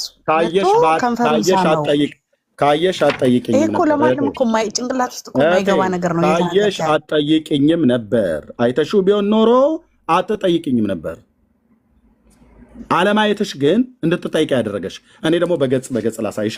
ይኸው የሚለውን በዚችም ሌሊት ገጽ 90 ማርያም የሳመችበት ቦታ ላይ በዚችም ሌሊት ይታይሻል። ቁጥር 24 ላይ ልብ ብለሽ በዚችም ሌሊት አምላክን የወለደች በሁለት ወገን ድንግል የሆነች ቅድስት እመቤታችን ማርያም ከአላፍት መላእክትና ከ15ቱ ነቢያትና ከ12ቱ ሐዋርያት ከሁሉ ጻድቃን ሰማዕታት ጋር መጥታ ይላል። መጥታ በያዘችው መስቀለ ብርሃን ባረከችው፣ አፉንም ሳመችው ይላል። መጥታ ነው የሳመችው።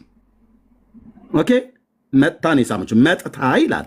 ኦኬ ጌታችን ኢየሱስ ክርስቶስ እባክሽ እህቴ እንኳን አንቺ አይደለሽም ጳጳሳቱ ፊት አይቆሙም አልኩሽ። ዝም ብለሽ ስሚና ከዛ ታወሪያለሽ። ዝም ብለሽ አንድ መጽሐፉን አታውቂውም፣ ታሪኩን ራሱ ማለት ነው። ሲያከብሩት በማድረግ አይደለም። አንተ ስተናጋሪ ስለሆንክ ነው። እኛ መናገር እንችላለን እኮ። እታችሁ ረጅ ወጥ ረገጠ ይባላል በሀገራችን አባባል። እታችሁ ረጅ መጥታ ብሎ የሚለውን መጥታ ይላል ገጽ 90 ላይ ማለት ነው። ጌታችንስ መጥቶ ነው። የቱ ጋር ይላል? በሁሉም ሰራዊት ይኸው እዚህ ይላል። ከቁጥር 6 ዘወርኃ ኅዳር ቁጥር 6 ዳግመኛ መጽሐፉን አዋቂዎች ነን ከሚሉ ከጥበበኞች ሰውረህ ዛሬ ለሕፃናት ገለጥህ አለ ይላል። መጽሐፉ ብሎ የሚለው መጽሐፍ ቅዱስ እንኳን ላለ ማለት ነው። በማቴዎስ ወንጌል መጽሐፍ ምዕራፍ 25 ላይ ያለ የአምላኬ ጌታችን ኢየሱስ ክርስቶስ ቅዱስ ቃል ነው። ኦኬ አለ በተወለድክበት ዕለት ጌታችን ፈጣሪያችን ኢየሱስ ክርስቶስ በአንድነት በሶስትነት ሆኖ ብዙ ከሆኑ መላእክት ጋራ ወደ እርሱ መጣ ይላል። ወንድሞቼ መጥቶ ነው የሳመው። እናንተ ቤት እኮ ለእናንተ ነውር መሸፈኛ ጌታዬን ታመጡታላችሁ፣ በሐሰት ትርክት ማለት ነው። የጌታችንን እናት ታወርዷታላችሁ። መላእክት ሁሉ ወረዱ፣ ምንም የቀረ ፍጥረት የለም። ምክንያቱም አንድ ጢማም ሰው ተወለደ ብለው ማለት ነው። ዳርያዝ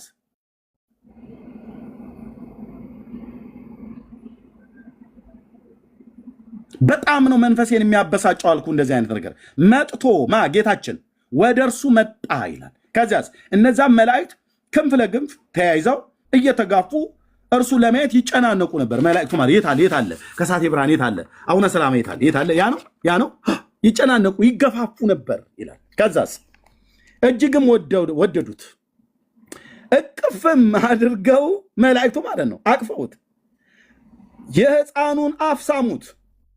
ሳመው አይደለም በነጠላ ለአንድ መላእክት አይደለም ሳሙት፣ እየተቀባበሉ ማለት ነው። ገብርኤል ሲስም ሚካኤል ቆሞ ይጠብቅ ነበር። ሚካኤልም ለኔ ይላል። እሱ ሲጨርስ ገብርኤል ለኔ ኡራኤል ማን ነው ኪሩቤል ደግሞ ለኔ አምላኬ አቤቷ አንተ ከኔ ጋር አለህና ክፉን አልፈራም። ይህንን የዘመናት ነውር፣ ይህንን የዘመናት ኮተት እንደዚህ ነው የምንገልጠው። ሳሙት በብዜት ነው የተጻፈው። ሳመው አይልም። ለአንድ ነጠላ ለአንድ መላእክት አይደለም የተነገረው። ሳሙት። ሁሉም ምን ያህል ናቸው የመጡት መላእክት? የብዙ ማለት የብዙ ከሆኑ መላእክት ጋር ወደ እርሱ መጣ። የብዙ ናቸው። ቃላት እንኳን አልተቀመጠም። 10 ሺህ አይልም፣ 100 ሺህም አይልም። የብዙ መላእክት መጡ። ብዛታቸው አልተጠቀሰም፣ ግን የብዙ ናቸው። እና አፉን ሳሙታ ሁሉም ከጸበሉ እንዲደርሰው እንዲባል ሁሉም ሰራዊተ መላእክትና እናቱ አባቱም እጅግ ተደሰቱ። ስለ ሳሙት እጅግ ደስ አሉ እናትና አባትየው መላእክቱም ሁሉ። ከዛስ ሞት የገዛቸው የሰው ልጆች ስለ እርሱ ይድናሉ። ስለማ ስለዚህ ስለ ኢየሱስ አይደለም የሚድኑት። አየህ፣ ስለማን ነው የሚድኑት? ስለዚህ ጢማም ሰውዬ ማለት ነው። ይፋረደኝ አልኩ የኤልያስ አምላክ እግዚአብሔር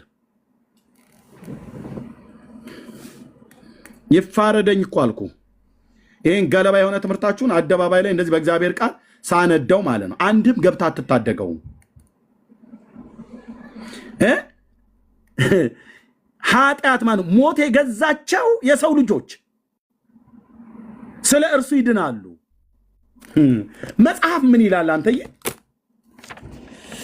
መጽሐፍ ጌታ መንፈስ ቅዱስ ለዘላለም ስም ይባረክ። የአባቶች አምላክ ዕብራውያን መልክ መጽሐፍ ምዕራፍ 2 ቁጥር 14 ላይ ቴንኪው መንፈስ ቅዱስ 2:14 ላይ እንደዚህ ይላል፣ እንግዲህ ልጆቹ በስጋና በደም ስለሚካፈሉ እርሱ ደግሞ በሞት ላይ ስልጣን ያለውን በሞቱ እንዲሽር ይኸውም ዲያብሎስን ነው። በሕይወታቸው ሁሉ ስለ ሞት ፍርሃት በባርነት ይታሰሩ የነበሩትን ሁሉ ነፃ እንዲያወጣ በስጋና በደም እንዲሁ ተካፈለ ይላል። በስጋና በደም እንዲሁ ተካፈለ። ምን ሊያደርግ ነው ኢየሱስ የሰውን ተፈጥሯዊ ባህሪ ለመካፈል በስጋና በደም የተወለደው? በሞት ፍርሃት ታስረው የነበሩትን ነፃ እንዲያወጣ ማለት ነው። ስለዚህ ከሰማያት ወርዶ ከቅድስት ድንግል ማርያም ሰው ሆኖ የሰውን ተፈጥሯዊ ባህሪ ገንዘቡ አድርጎ ለ3 ዓመት ካስተማረ በኋላ ስለ በደል ስለ ኃጢአታችን በቅዱሳት መጽሐፍት እንደተጻፈ በቀራንዮ በመስቀል ላይ ሞትን የቀመሰው የእግዚአብሔር ልጅ ኢየሱስ የሞትን ማሰሪያ ሲኦልን ለዘላለም ድል ነስቶ ሰይጣንን ለዘላለም ሽባ አድርጎት ማለት ነው ነፃ ሊያወጣን ነው የመጣው። ነፃ አውጪው እዚህ ተጽፏል። በባርነት ስለ ሞት ፍርሃት በባርነት ይታሰሩ የነበሩትን ነፃ እንዲያወጣ ይላል። ማንም ጢማሙ እንደ ነፃ እንዲያወጣ የሞት የገዛቸውን ሰዎች ስለ እርሱ ይድናል። በፍጹም አይድኑ። በፍጹም ኢየሱስ ጌታ ነው። ኢየሱስ ቆንጅዬ እኮ ጌታ ነው ብዬ የምልህ እሱ ነው። አየህ ነፃ ሊያወጣን በሞት ሥጋና በደም የተካፈለው። በሞት ፍርሃት ታስረን የነበርነውን ሞትና መውጊያውን ሲኦልን ዲያብሎስን ለዘላለም ድል ነስቶ ሞትን አሸንፎ የሞት ጣር ይዘው ዘንድ ስላልቻለ ከሙታን የተነሳው የእግዚአብሔር ልጅ የዳዊት ልጅ ኢየሱስ ያድናል። እንዲህ አይነት ቆሻሻ መጽሐፍት ግን አያድንም። በሞት ፍርሃት ታስረው የነበሩትን ነፃ እንዲያወጣ አላለንም። ማን በሞተው ማን ልትወድስ? ማን በሞተው ማን ሊጠራ? ይኸው ነፃ አውጪ፣ ይኸው አዳኝ፣ ይኸው የአብርሃም ዘር፣ ይኸው የአብርሃም ዘር፣ ይኸው የአብርሃም ልጅ፣ ይኸው የአብርሃም ልጅ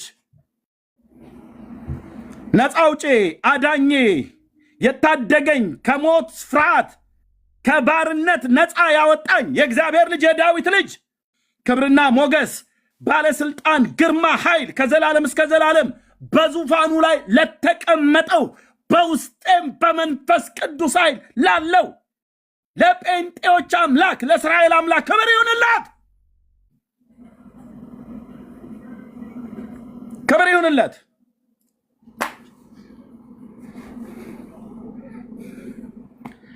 ቴንኪው መንፈስ ቅዱስ የኔ አባት ለዘላለም ስም ይባረክ። የአብርሃምን ዘር ይዟል እንጂ የያዘው የመላእክትን ዘር አይደለም አላለንም። ስለዚህም የሕዝብን ኃጢአት ለማስተሰረይ ሃሌሉያ፣ የሕዝብን ኃጢአት ለማስተሰረይ ለእግዚአብሔር በሆነው ነገር ሁሉ የሚምርና የታመነ ሊቀ ካህን እንዲሆን በነገር ሁሉ ወንድሞቹን ሊመስለው ተገባው ይላል። አዳኝ ይሄ ነው ብዬ የምልህ አንተ ትውልድ አዳኝ ይሄ ነው እንጂ ይሄ ጢማም ሰውዬ አይደለም። ሌሎች የሚሏቸው እነሱ እንደሚሏቸው አይደሉም እኮ ነው ብዬ የምልህ አይደሉም። ቴንኪው መንፈስ ቅዱስ አይደሉም። የሰይጣን አናቱ የተመታ ይሁን፣ የገሃነም ደጅ ይደንግጥ። በጌታ በኢየሱስ ክርስቶስ የስም ስልጣን በወንጌል እውነት ላይ ከፍ ያለ የሰው ሐሳብ ከቃል ብርሃን የተነሳ እግዚአብሔር በስም ጉልበት ከሰው አእምሮና ልብ ውስጥ እንደነኛ አይነት ቃሎች ለዘላለም የመከኑ ይሁኑ፣ ላይበቅሉ የበቀሉትም ፍሬ ላያፈሩ እንዳይበቅሉም የተዘሩ ሁሉ በሰው ሕሊናና ልብ ውስጥ እንደነዚህ አይነት ተረቶች ይቅለሉ። በቅዱሱ ቃልህ መሰረት ሰዎች አምነው ከዘላለም ጥፋት እንዲድኑ አይኖቻቸውን ክፈት።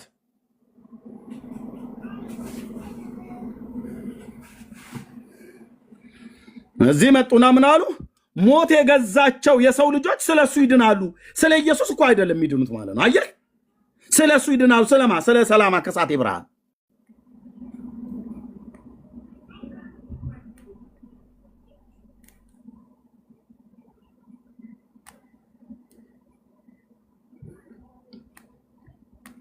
ምን አልከኝ አንተዬ? እንዴት አይነት ነውር እኮ ነው የተያያዙት! እንዴት አይነት ነውር ነው የተያዙት! ስለዚህ ይሄ ሰላማ ከሳቴ ብርሃን የሚባለው ይሄ ሰውዬ ማለት ነው። ይሄ በፎቶ ላይ የምታዩት በኢትዮጵያ ኦርቶዶክስ ቤተክርስቲያን ወር በገባ በ26 ይመለካል፣ ይታጠንለታል። ታቦት ሕግ አለው፣ መልክ አለው፣ ገድል አለው። ገድል ታቦት ስላለው ነው ገድል ያለው። ጵጵስናውን ለመቀበል ኢየሱስ ክርስቶስ ከሰማያት መጥቶ ስሞታል ይላሉ። ነውረኞች እኮ አልኩ።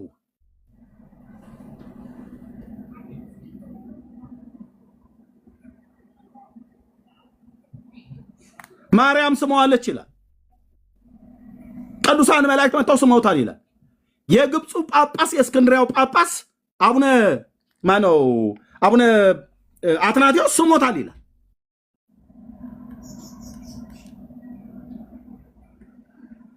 እሺ ማርያምንስ በአካል አልመጣችም በል መጽሐፉ መጥቷል ይላል። መጣለች ይላል። ኢየሱስም በአካል አልመጣም በል መጽሐፉ ግን መጥቷል ይላል። መላእክትም በአካል አልመጡም በል መጽሐፉ ግን መጥቷል ይላል። ጳጳሱስ የግብፁ ጳጳስ የግብፁስ ጳጳስ ራሱ አይደል ከኢትዮጵያ ሄደው አቡነ ሰላማ የእስክንድሪያው ሊቀ ጳጳስ እዛ አይደል እንዴት ተገኘው?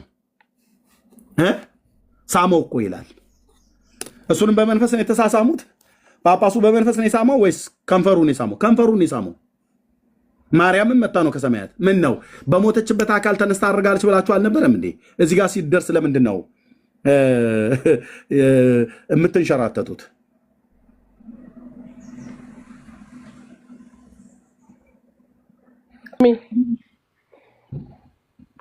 ኤርሚዬ አቤት። መርጌታን አስገባቸው። እኔ ሞዴሬተር ውስጥ አድርጎብኛል። ፈቃደኛ ከሆነ ነው። አይ ቲንክ ደክሞት ሊሆን ይችላል። እኔ ብዙ ጊዜ ሰዎች ይልካሉ። ለምንድነው መርጌታ ምትሉ? መርጌታ እኮ ወንድሜ ነው። መግባት ከፈለገ መግባት ይችላል። ገስት ሲልክልኝ ማለት ነው። በቃል ንገሪው አሉኝ ራሳቸው። በቃልሽ ንገሪው ነው እንዴ? እሺ መሪ። እሺ አላየሁም። እሺ መሪ አላየሁም። ሞዴሬተሩን አስተካክልልኝ ከቻልክ። ቢዚ ነህ። ምክንያቱም ሌሊት ጠዋት ስለሆነ ሊተኛ ስለሚችል አስቤ ነው እንጂ መርጌታ ቤቱ በፈለገው ሰዓት ቴንኪው። እሺ ኦኬ። ስለዚህ ከቻልክ አስተካክልልኝ።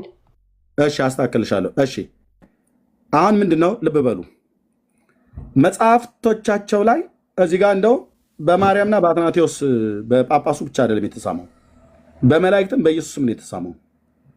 ሁሉም ናቸው የሳሙት። ኦኬ ኢየሱስ በመንፈስ ነው ብለው ይበሉን፣ በአካል መጣ ይላል መጽሐፉ። ቅድም እንዳልኳችሁ ማርያምን በመንፈስ ነው ብለው ቢሉን በአካል መጣለች ይላል። እዛ ጋር መጥታ ነው ብሎ የሚለው መላእክትም መጥተው ነው ብሎ የሚለው። እሺ እነሱ ሁሉ በመንፈስ ነው የሳሙት ብለው ይበሉ፣ መጽሐፉ እንደዛ አይልም። ጳጳሱስ በምን ነው የሳመው? ጳጳሱ አትናቴዎስ በምን ነው የሳመው?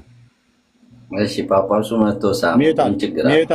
ሚዩት አድርግ። ኦኬ ስርዓት በስርዓት የምታወራው ኦኬ።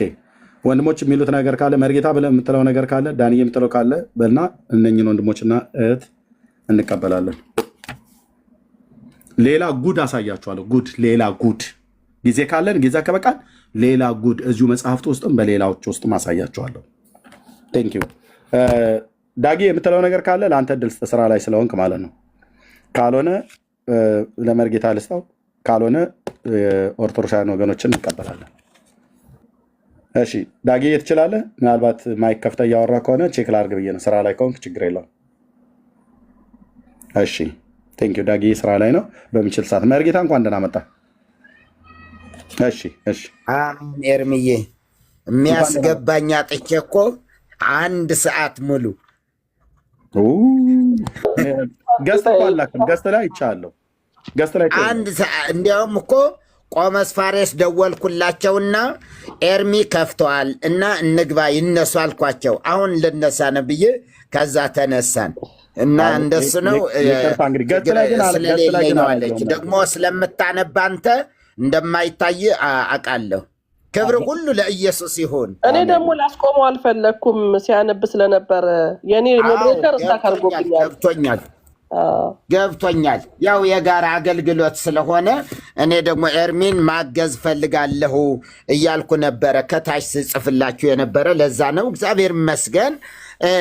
ምንድነው ከንፈር ለከንፈር መሳሳም እንደ ነውር አይቆጠም። ባህላችን እኮ አይደለም በፍጹም። ከጥንትም እስከ ዛሬ ድረስ የተለመደ ባህላችን አይደለም። ያደጉ ሰዎች፣ ትልልቅ ሰዎች ነውር ነው በጣም። ይሄ ነውር ነው ብሎ ማውገዝ ሲገባ ምን ችግር አለበት ብሎ መናገር ግን በጣም በእውነት ከነውርም በላይ ነውር ነው። በአካል ነው ወይ ታዲያ? በመንፈስ መሳሳም አለ እንዴ? ከንፈር ለከንፈር አለ እንዴ? ከንፈር እንትን ላይ አካለ ነፍስ ከንፈር የሚባል አለ እንዴ? መንፈስ ናት እኮ ከንፈር እጅ ወጣ ያለ እግር ደግሞ እንደዚህ እንትን ያለ ወደ ላይ የሄደ ምናምን አይደለም። እንደሱ አይደለም። ይወርዳል፣ ይወጣል። ኢየሱስ ክርስቶስ መጽሐፍ ቅዱስ እንደ እግዚአብሔር ቃል በሰማየ ሰማያት በዚያ በቅድስተ ቅዱሳን እንደገባ ነው መጽሐፍ ቅዱስ የሚናገረው። አማኞች፣ እውነተኛ የሆኑ አማኞች ስለ ኢየሱስ ያላቸው ነገረ ክርስቶስ አንድ ጊዜ በቅድስተ ቅዱሳን ገባ፣ ከዛ አልወጣም። ገና ይመጣል ብለን የምንጠብቀው በኦርቶዶክስ የቀብር ስነ ስርዓት አስፈጻሚ ነው። ሰው እየመጣ እየወረደ መላእክትን አስከትሎ ይመጣል። እንዴት ነሽ ደህና ነሽ ወይ ምናምን ነገር ኃጢአትን እንደ ኃጢአት እንዳይቆጠር ያደረገው ይህ ትምህርት አይደለም እንዴ? ምን ያህል ጊዜ ነው ኤርምያ ያነበበው? አሁን ትውልድን እስከ 15 ዓመት የሚለው ነገር ሳስበው ገረመኝ እኮ። ቅድም እየቆጠረው ነበረ። መግቢያ ላይ ነው የነበረው ኤርምዬ። አዎ መግቢያው ላይ መርጌታ አያችሁ፣ ስንት ጊዜ ነው እኮ እስከ 15 ትውልድ። ከዚያ በኋላ ቤተክርስቲያን ባይስሙ፣ ባይቆርቡስ፣ ባይጠመቁስ፣ ባያምኑስ አንድ የቃል ኪዳን ገብቶለታል፣ ይገባል። መቅድሙ ላይ ማለት ነው መርጌታ። መቅድሙ ላይ 2 3 4 5 6 7 8 ቦታ ላይ ተጽፏል። 15 ትውልድ መቅድሙ ላይ ብቻ። አንዴ መርጌታ ላናግራቸው ትፈቅድልኛለህ? አንዴ ቆይ እዚህ ጋር እያወራን ስለሆነ እንደገና ሌላ ሽፍት አታድርግ። በዚህ ላይ እያደረግን ያለ እርሶን ልጠይቆት፣ መርጌታ እርሶን ልጠይቆት። በመጀመሪያ ማለት የትኛው ሃይማኖት ነው ህብረት የሚያደርጉት መርጌታ? በቃ ይሄ ሌላ ጊዜ ጠይቀኝ፣ በእኔ ቦታ ጠይቀኝ። ቆይ መልሱ። ምንም ነገር ጥያቄው እሱ አይደለም፣ ርዕሱ እንደዚህ አይደለም። መጀመሪያ መልሱ። የትኛው ርዕሱ አይደለም አልኩ። በቃ ርዕሱ አይደለም፣ በርዕስ ነው። እኔ ነኝ ያስወጣሁት። ይሄን ነውሩን ለመሸፈን ነው። ምንም የሚመለከት እሺ። አያችሁ 7 ጊዜ እስከ 15 ትውልድ ድረስ እምርለታለሁ። ምን ማለት ነው? ቃል ኪዳን ገባለት። ከዛስ 15 ትውልድ ድረስ የአንድ ትውልድ ይሁን ቢባል ከ80 እስከ 100 ነው በአብዛኛው የሚያዘው። 1500 ዓመት ድረስ ያህል እስከ ዛሬ ድረስ ዘር ካለው ዘሮቹ ቢያምኑ ባያምኑ፣ ቢጠመቁ ባይጠመቁ፣ ቤተ ክርስቲያን ቢስሙ፣ ግንቡን ቢስሙ ቢልሱ ምንም መንግሥተ ሰማያት ይወርሳሉ። ይሄ መኮነን ነበረባችሁ። ተገቢ አይደለም። እስከ 15 ትውልድ አይደለም። በራሳቸው ላይ ነው ጽድቅ የሚቆመው። አንዱ ለአንዱ ጽድቅ አይሆንም እኮ አሉ። እንትን መርሃ ጽድቅ ባህል ሃይማኖትም የአንዱ ጽድቅ ለሌላው አይሆንም። የአባት ጽድቅ ለልጅ አይሆንም። የልጅ ጽድቅ ደግሞ ለአባት አይሆንም። እያንዳንዱ በራሱ አምኖ መከተል አለበት እንጂ አባቴ ስላመነ እኔ ምንም ችግር የለብኝም ብሎ መሄድ አለበት እንዴ? ነውር ነው። እና ከዚህ ነውር በላይ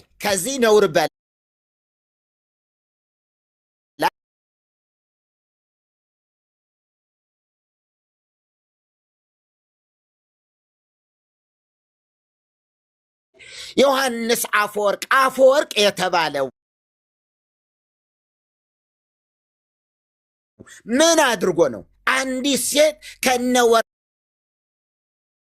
ፍቅር ስላላት የቤተ ክርስቲያን ፍቅር ስላደረባት ቤተ ክርስቲያን ገባች። ከዚያ በኋላ ምንድን ነው የሚባለው መጥቷል። ምንም ጠብ አይልም። ታዲያ ምን ሊቀ ጳጳሱም ተቆጥቶ ራቁቷን አውጥተው ዘቅዝቀው ይሰቅሏት ዘንድ አዘዘ። ዘቅዝቀው። ይሄ ጳጳስ ነው አባት የምትሉት? ይኸው አባታችሁ እችን ሴት የቤተ ክርስቲያን ፍቅር አለብኝ ብላ በወር አበባ በመግባቷ ቀኖና ሊሰጣት፣ ስግደት ሊሰጣት፣ ንስሐ ሊሰጣት ሲገባ ዘቅዝቀው ሰቀሏት። አንድ እግሯን ወደዛ፣ አንድ እግሯን ደግሞ ወደዚህ ወጥረው ዘቅዝቀው ሰቀሏት። ሰው ሁሉ ምራቁን እየተፋባት እንዲሄድ ዮሐንስ የተባለው ሰው ግን መጥቶ ዮሐንስ አፈወርቅ የሚባለው አፈወርቅ የተባለበትን ምክንያት ሲተርኩልን ሄደና ያንን ደም እያፈሰሰ ያለውን ብልት ላሰው፣ ያንን ሳመው፣ ብልቷን ሳመ። ነውር አይደለ? ይሄ ነው ቅድስና። ይሄ የቅድስና መለኪያ ነው። የሚገርም ነገር ነው እኮ ጌታ ኢየሱስ ክርስቶስ የወጣበት ማኅፀን ስለሆነ እኔ ግን እልሰዋለሁ፣ እኔ ግን እስመዋለሁ አለና ሄዶና ተለጠፈበት አዛው። ይሄ ነው ቅዱስ። ከዛስ ቤተ መቅደስ ውስጥ የነበረች አንዲት ስዕል ነበረች። ድምጿን ከፍ አድርጋ ዮሐንስ አፈወርቅ ብያለሁ አለችው ይላል። እግዚኦ! ስዕሏ ናት እኮ ቤተ መቅደስ ውስጥ ነበረች። ድምጿን አውጥታ ከፍ አድርጋ ዮሐንስ አፈወርቅ ብያለሁ። የምን የእሷን ብልት ስለ ሳምክ የእኔን ብልት እንደ ሳምክ አድርጌ እቆጥረዋለሁ። የማርያም ብልት ይሳማል? ይሳማል? የእኔን ብልት እንደ ሳምክ ነው። የመጨረሻ ጉደኛ መጽሐፍቶች ናቸው። እናንተ አውግዟቸው፣ ለዩዋቸው። ሕዝብ ይሸሻል እንጂ እነዚህን መጽሐፍት ተይዞ መቀጠል አይቻልም። ይሄ ዘመን እንደ ትናንት ዘመን አይደለም። ዝም ብሎ ትውልዱ አሜን ወአሜን ብሎ የሚሄድ አያዋጣም። በዛ አንቃ ወልዳ ማየ እምኮኩል ሙፅ አለ ቄሱ መነኩሴው።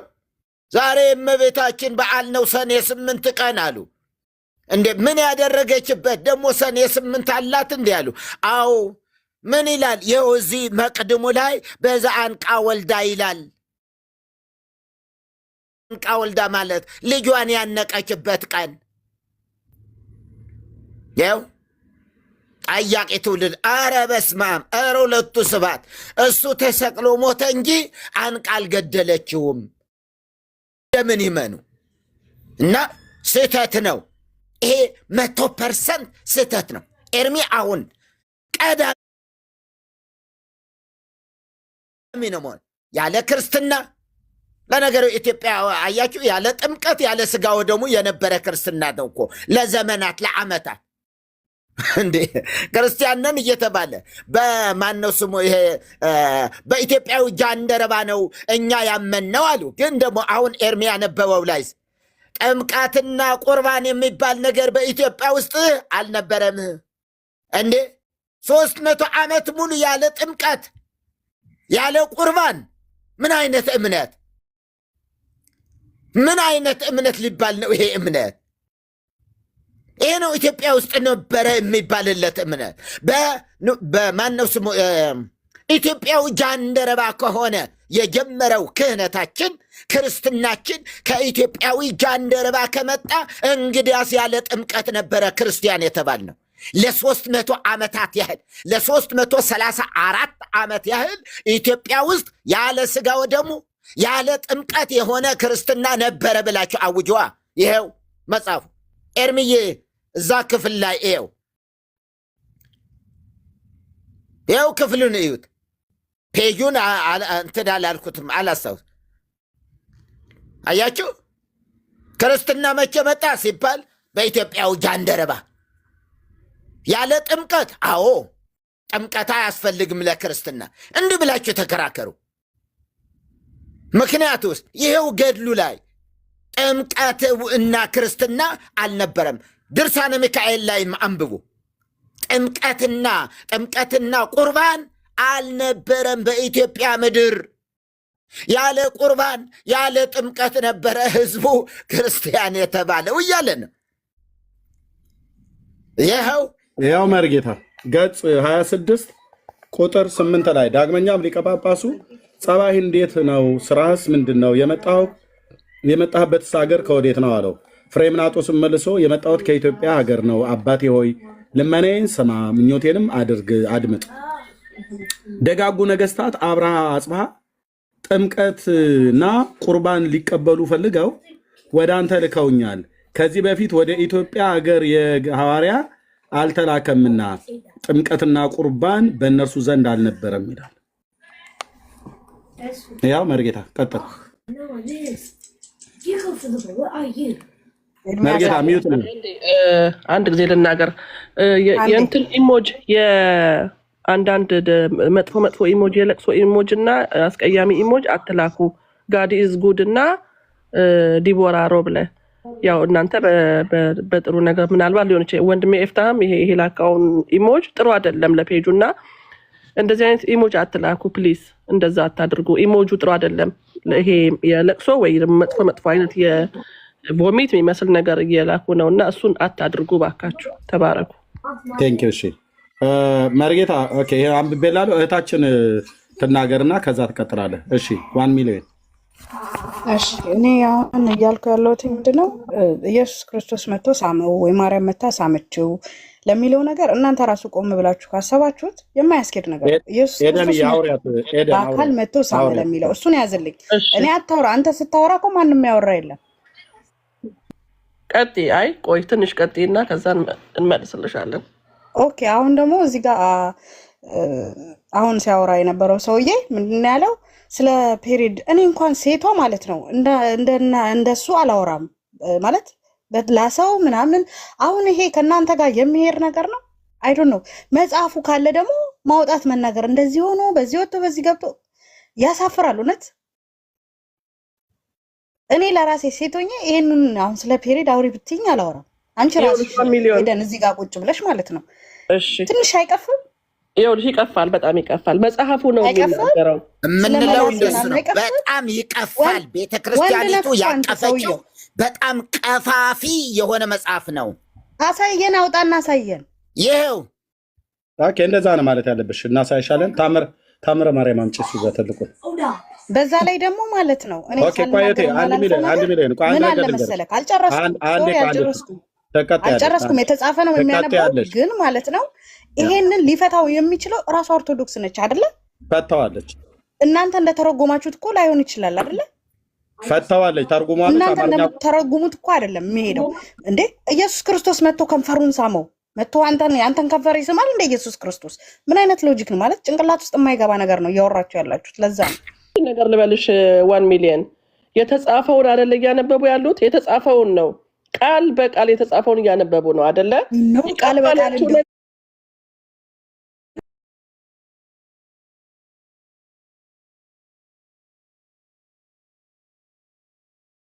አንድ ነገር ልሽ የምፈልገው ስለዚህ ትክክል ነው እያልሽ ነው። እድለኛ ነሽ ይሄን መስማትሽ። መሳሙ ትክክል ነበረ። ማህፀኗን መሳሙ ትክክል ነበረ። የምን ማህፀኗን መሳሙ ምንድን ነው የምታወራው? መጽሐፉ ሲጀመር ማለት ነው አንተን አይመለከትም። ከደሙ አታምንበትም እኮ። እንደዚህ እናርጋ መርጌታ፣ እንደዚህ እናርግ መርጌታ። እሺ እንግዲህ ማየት ማመን ነው አይደል? መጽሐፉን ማሳየት ነው። ለዚህ ቸት ምንም ችግር የለብኝ። ኮሚኒታተሮች ዝም በሉ። ምክንያቱም ያላመኑበትን ነገር የማያውቁትን ነገር ለምን እንትን ይላሉ? እህቴ የምናውቀውን ነገር ነው የምንነግርሽ እህቴ። እሺ መርጌታ ነው የቤተክርስቲያኒቱ አገልጋይ የነበረ ቆሞስ ከላይ ያሉት ከአንቺ በላይ አድምጪ እህቴ። ጠየቅሽ አይደል? ንዴቱን በደንብ ይዘሽ ማድመጥ ነው። መርጌታ ዝም ብሎ ተራ ሰው አይደለም። የቤተክርስቲያኒቱ አንቱ የተባለ ሰው ነው። ከበላይሽ ያሉት ቆሞሱ ከጳጳስ በታች ስልጣን የነበራቸው የቤተክርስቲያን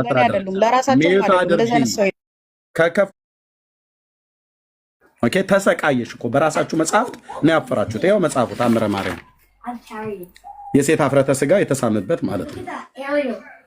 የቤተክርስቲያኒቱ ማተሚያ ቤት ነው ያሳተመው። ትንሣኤ ዘጉባኤ ማለት ነው። መርጌታ አንተ አወጣላት እንዴ? እኔ እንደውም የሆነ ነገር እያየው ነበረ። ካወጣው ትልቁ ላይ አላርገህ ማይክን ክፈተው። ትልቁ ላይ አላርገህ አንተ አንብበው። ወይ እኔ አንድ ስራ እየሰራው ነው። አውጣው 48 ወይም በእንተ ዮሐንስ አፈወርቅ ታምር 48 ላይ አውጣው። አንተ ልታነበው መስሎ ነው። እሺ ይኸው እንደዚህ ይላል እህቴ ገጽ 207 የቤተክርስቲያኒቱ የተጻፈው ማለት ነው። ታምር 48 በእንተ ዮሐንስ አፈወርቅ። ያው ወንድሞቼ ሆይ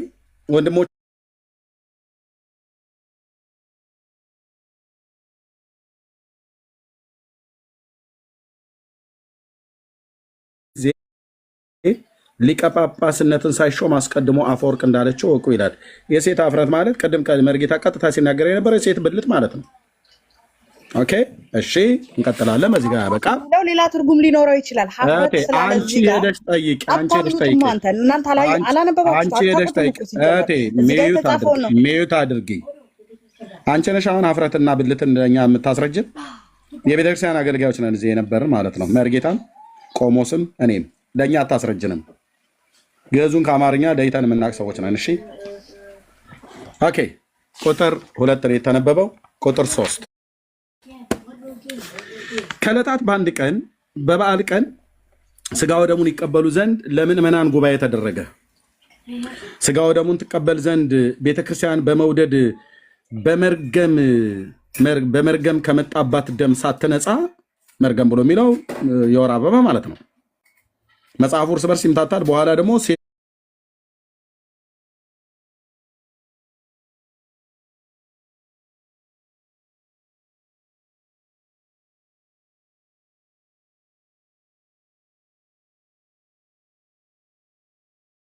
የወር አበባ ማለት ነው። እናቶቻችን ሚስቶቻችን የሚያዩት ማለት ነው።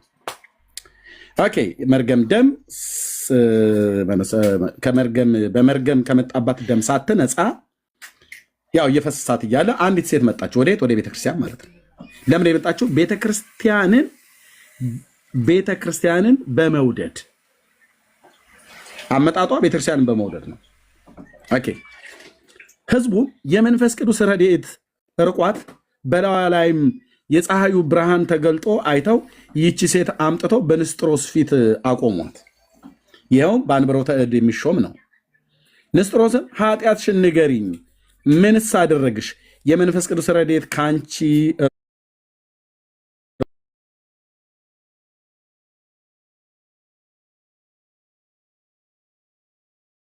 ቅዱስ እንጂ መገለጫ እንጂ እግዚአብሔር ከአንተ ጋር እንዳለ መገለጫው እንጂ እግዚአብሔር ከሰው እንደራቀ ሰናባቸው። ለምሳሌ ክርስቶስ ሰምራ ስናይ አጠባት፣ አጠባችሁ፣ እንደዚህ አይነት ነገሮች በቃ እንደገና ደግሞ ሳመው፣ ከንፈሩን ደግሞ የሚገርመው ከንፈሩን ሳመው። እንግዲህ ታምረ ኢየሱስንም ታውቃለህ፣ ያው እናውቃለን። እንዴት እነበባጽዮን እናውቃለን። ማናት ያች መርጌታ የሚስሟት ማናት ያች ወለተ ጴጥሮስ። አሁን ወለተ ጴጥሮስን ስናነሳ በጣም የሚገርም እኮ ነው። በጣም ብልቷን እየሳሙ እንደዚህ መነኮሳይቱ በጣም የሚገርም እኮ ነው። እንደዚህ አይነት ብልግና፣ እንደ አይነት ነውር ይሄን ሰው ማውገዝ ነው ያለበት እንጂ ለዚህ ሊከራከር እንደገና ሌላ ትርጉም አለው። አይ እናንተ አታውቁትም ይላል እንዴ! በጣም የሚያሳዝን እኮ ነው። ማፈር ነው የሚያስፈልገው። ይሄ ተባብሮ እናውግዘው። ልክ ነው። ተንበርክከው ብልቷን እየሳሙ ደስ ያሰኟት ነበረ። ወለተ ጴጥሮስን መነኮሳቱ ደስ ያሰኟት ነበረ ብልቷን እየሳሙ። እንግዲህ ገዳም አላት። እንግዲህ እግዚኦ እማሙዝ የሚባል ገዳም አላት። እንግዲህ ወደ እንትና አካባቢና ወደ በወሎ ውስጥ ነው፣ ወደ ጋይንት መሰለኝ። አሁን ገዳም አላት ሴትዮ። እንግዲህ እያደረገች ያለችው ግን ሌላ ስራ ነው። በጣም ሌላ ገዳም ውስጥ ገብታ ምን እያደረገች እንደነበር እያደረገች ያለን ደግሞ ይሄን እንደ ክብር ነውር እንደ ክብር ይጻፋል ወይ? ነውር እንደ ክብር ደግሞ እንደዚህ ጽፎ ደግሞ ለዚህ መሞገት ራሱ ለዚህ መሞገት በራሱ በጣም እንዴት አይነት ተረት፣ እንዴት አይነት ብልግና ነውር ያለ። እኔ አንዳንዴ እንደው አናቃትም ነበር እንደስክል ድረስ ነው። አሁን እኔ ወይ እግዚአብሔር እንዴት ገላገለን! እንዴት ከእንዲህ አይነት ማለቂያ ከሌለው ተረት ማለቂያ ከሌለው ብልግና እግዚአብሔር ገለገለን። አንዳንዱ ነገሮችን መሆነን ለማውራት እኔም ገዳም ስለኖርኩኝ ልምምዶቹን አሉ። አሁን ልምምዶቹ አሉ ብዙዎች። አሁን ይሄ ነው ማለት አያስፈልግም እንደው እንጂ አሉ ልምምዶች፣ ብዙ ልምምዶች አሉ እንደዚህ አይነት ብልግናዎች። እርሶ ጀግና ሆነው ነው ሮጠው ያመለጡ። ጉድ ሊደረጉ ነበረ እንኳን ሮጠው ገዳም እኔ መነኩሴ ደብረ ባኖስ መነኩሴ ነበር እኔ ሊደፍረኝ የነበረውና ይሄ በአይኔ ያየሁትን ነው ማወራቸውና አለ ልምምዱ ገዳም ውስጥ። አይ ያው ጮታለ ጌታ እና ያን ገዳም ውስጥ እኛ እንግዳ ነው ብለን አንድ ትልቅ አባት ነበሩ። እኔና እሷ አብረን ነበር የምንኖረው እዛ ዝቋላ ገዳም። እኔ ያኔ ገና ወጣት ነኝ፣ ልጅ ነኝ። ማታ ስናስተናግደው አመሸን። ጠላ ፊሊተር ጠላ ነው፣ ያው ገዳም አመት ሙሉ ጠላ ነው፣ ምግብ እንደገፍ ነው። ያን ጠላ ሲግፍ አመሽቶ እኛ ደግሞ እንግዳ ነው ብለን የደብረ ማርቆስ ነው የመጣው አስተኛ ነው። እኔ አልጋለችኝ እዛች አስተኛውት ማለት ነው። እኔ ደግሞ ወደ ቤተክርስቲያን ለመሄድ ሌሊት ያው አገልግሎት ስላለ ለመነሳት እንዲሆን ብዬ ከነልብሴ ከነምኔ እጄ በጎንትኝታ ሌሊት በመሃል እጁን አስገብቶ ብልቴ ውስጥ ገብቶ እንትን ይላል፣ በቃ ይነካካል ማለት ነው። አርነዛ ዲኑ ነው መጣ። በኋላ እኔ ለዘመናት ምን ሆነው ለምንድን ነው እያልኩ እኔ አይገባኝም። ምን ለማረግ ፈልጎ ነው ይሄ መነኩሴ? ትልቅ ሰው ነው፣ ምን ለማረግ ፈልጎ ነው እያልኩ ለዘመናት እንደ ውስጤ ዲኑ ነው መጣ። ከዛ በኋላ ያ መነኩሴ ያዳሪ ተማሪዎች አሉ አይደለ? ከተለያየ ሀገረ ስብከት መተው የሚማሩ አሉና ሀገረ ስብከት ጽፎላቸው እነዛን ተማሪዎች ዲያቆናትን ብር እየሰጠ እንደሚያወጣ በእርግጠኝነት ተደረሰበት ማለት ነው። እና ያኔ እግዚአብሔር እንደታተረፈኝ አልኩ። በቃ እግዚአብሔር እንደተረዳኝ ይሄ መነኩሴ እንግዲህ ገዳም ውስጥ ማለት ነው። እና ምን ለማለት ፈልጌ ነው ልምምዶቹ አሉ አሁንም ለማለት ነው። መጽሐፎቻቸው ብቻ ሳይሆን ድርጊቶቹም አሉ። ድርጊቶ በጋድ አሉ። ሌላም ብዙ ማለት ይቻላል። የምናውቀው ብዙ አለ። ሐይቅ እስጢፋኖስ ገዳም ሴት መነኮሳት እዛ የሚሰራውን እናውቃለን። ደብረ ሊባኖስ የታወቀ ነው። ምንም ይሄ ነው አልልም። እና ብዙ ነገሮች አሉ። ሰው ይሄን መቃወም አለበት። እንደ አይነት ልምምዶች ይሄ አሁን ለዚህ ነው የሚያስተባብሉት። መጽሐፍ ይሌለ እንደ ሳማዊ ይሌለ ጠባይ ይሌለ ለማለት እኮ ነው። መጽሐፎቹ እንዳይወገዝ እንዳይጣሉ እንዳይናቁ ጠበቃ ለመሆኑ የሚቆሙት ማለት ነው። ለምን ልምምዶቻቸውን እንግዲህ አስቡት። ጳጳስ ይሄን ፍሬምናጦስ እንግዲህ ሳማው አፉን ሳማው ትልቅ ሰው ነው። ይሄኛውም ትልቅ ነው፣ ህፃን ልጅ አይደለም። ሳማው ሲባል ማፈር እኮ ነው የሚያስፈልገው። ማፈር እኮ ነው የሚያስፈልገው። ጳጳስ ሊደረግ የመጣውን ወይም ለመሆን የመጣውን ፍሬምናጦስ እንደ አፉ የተጨመጨመ ጳጳስ እኮ ነው አሁን ኢትዮጵያ ውስጥ እንግዲህ ወንጌል ሰበከ ተብለን ምን ሰማው። ደሞም ገድል ሁሉ የተጻፈለት ታቦት የተቀረጸለት እዴ ጳጳስ እንዴት ጳጳስ የመጣውን ትልቁን ሰው እንዴት አፉን ይስማል እንዴ? በጣም የሚገርመው ግን ማርያም መጣች እንዴ ባራኪ ናት። አሁን ኤፍሬምንም እኮ ወርዳ መጣ የድባብ ምንጣፍ ይዘረጋል። ኤፍሬምም ሰላም ለኪ ይላታል። እሷም ትመጣለች በእጇ መስቀል ትባርከዋለች እኮ። ምንም አትባርከዋለ። ባራኪ እኮ ናት እሷ። ሲጀመር ሴት ይባርካል? ባራኪ ናት። እዚህም ስትባርክ እናያለን። አጠቃላይ መጽሐፎቹ የተሳከሩ እርስ በርስ የተሳከሩ ሰባኪዎቹ የተሳከሩ ትምህርቱ አጠቃላይ የተሳከረ በእውነት አንድ መጨበጫ አይደለም። ደሞ መቼም ደሞ ይሄን ሰብስበው እንኳን የማይዘልቁት ነው። በዚህ ሁሉ ግን ህዝቤ ማምለጥ አለበት። ከእንደ አይነት ተረት ከእንደ አይነት አቶ ፈንቶ ተረት ዝም ብሎ ለራሱ ሰባኪ አዘጋጅቶ መጽሐፍ ሲናገር እንዲህ ነው የሚለው፣ እውነት ከመስማት ጆሮአቸው ይመልሳሉ፣ ወደ ተረትን ፈቀቅ ይላሉ። አንተ ለጳውሎስ ለጢሞቴዎስ ሲናገር እውነትን ከመስማት ጆሮአቸውን ይመልሳሉ። እውነት መስማት አይፈልጉም፣ ነገር ግን ተረት ይሰማሉ። ይሄ 5 ጋቤራው ላይ የተሸከመውን ተረት መስማት ይፈልጋል። ጆሮአቸውን ይመልሳሉ፣ ወደ ተረት ፈቀቅ ይላሉ። አንተ ግን ነገር ሁሉ በልክ አድርግ፣ መከራን ተቀበል እያለ ወንጌል ሰባኪነት ስራ አድርግ እያለ ጳውሎስ ለጢሞቴዎስ ይነግረዋል። ምክንያቱም አሁን ላይ ያኔ የነበሩ ሰዎች አሁንም ተረት ይፈልጋሉ። ተረት ወገኔ ከተረት አምልጡ። ተረት ነው ይሄ። በ21 አሁን ህፃናት ራሱ ተረት እንኳን እንዴት ለምን ከየት ለምን ብለው ይጠይቃሉ። መጠየቅ አለባችሁ፣ መባናን አለባችሁ። እታችን ምስሰም ኦርቶዶክሳውያን ወገኖቻችን በእውነት ይሄ ሁሉ የሚነበበው ቤተክርስቲያኑን ለማንቋሸሽ አይደለም፣ ግን እውነቱን ለማጋለጥ ነው። እናንተ ማታቁት ብዙ ግፍ አለ፣ ብዙ ችግር አለ፣ መጽሐፎቿ ችግር አለ። እያንዳንዱ እርስ በርሱ የሚጋጭ ብልግና የተሞላበት ነውር የተሞላበት እንደገና መዳንን የሚከለክል እናንተ ከነፍሳችሁ እረኛ ከክርስቶስ ጋር እንዳትገናኙ ከሚወዳችሁ ጋር እንዳትገናኙ፣ ፍጡር ላይ እንድትንጠላጠሉ፣ እንደገና ባተላና በጠላ ባረቄ እንደገና ደግሞ በፍትፍት መንግስተ ሰማያት ትገባለህ ተብሎ የሚል ተረት መጽሐፍ ያለበት እንዲህ ብሎ ነገር አለ እንዴ? ቀራንዮ ላይ የሞተው እኮ የእናንተ ውዳችሁ ኢየሱስ ነው። ክብራችሁ ኢየሱስ ነው። ለእናንተም ብሎ የተሰቀለው እሱ ነው እንዴ? በፍርፋሪ ቀልድ ነው እንዴ? መንግስተ ሰማያት በፍርፋሪ የሚገዛ ነው እንዴ? እንደገና ገበታ በመላስ መንግስተ ሰማያት መግባት ሲጀመር እንደው ይገርማችኋል። እንደው እነዚህ ጻድቅ የተባሉ ሰዎች እኮ አያውቁትም። ጠላ ይሄ የኢትዮጵያ ባህል ነው። አረቄ የኢትዮጵያ ባህል እንዴት ሁልጊዜ ከጠላ የማይወጡ ሰዎች ስለ ጠላ ይጽፋሉ፣ ስለ ገበታ ይጽፋሉ።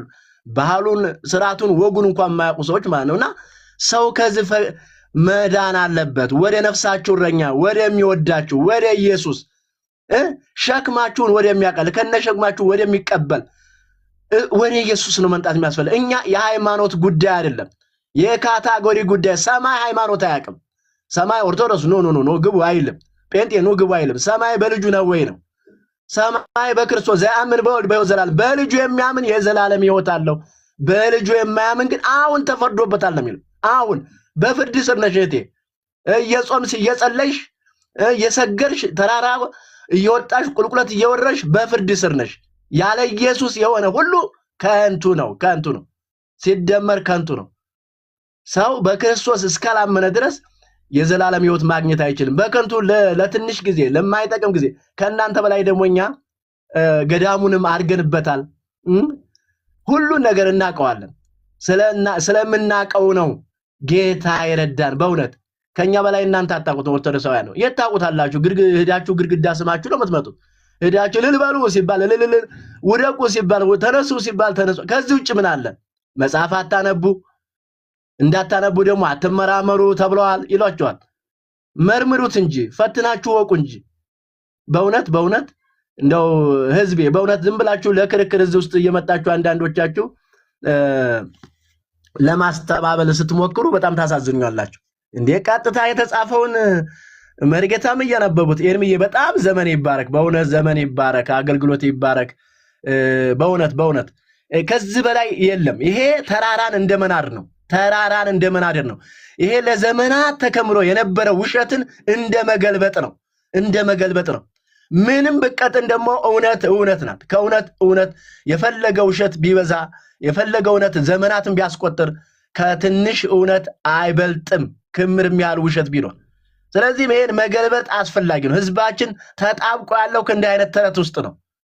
ከእንዲህ አይነት አቶ ፈንቶ ቄስ ይጫወትባችሁ ግራና ቀኙን ማን ፈጠረ ቢለው አቦ የሚል እንዴ ዛሬ ሚካኤል የሞተበት ነው እናክብር የሚል እንዴ ወደሲ አንዳንዱ እኮ ነው ትንሽ ቴዎሎጂ ምናምን ያይ እንጂ አብዛኞቹ እኮ ምንም የሚያውቁት ነገር የለም።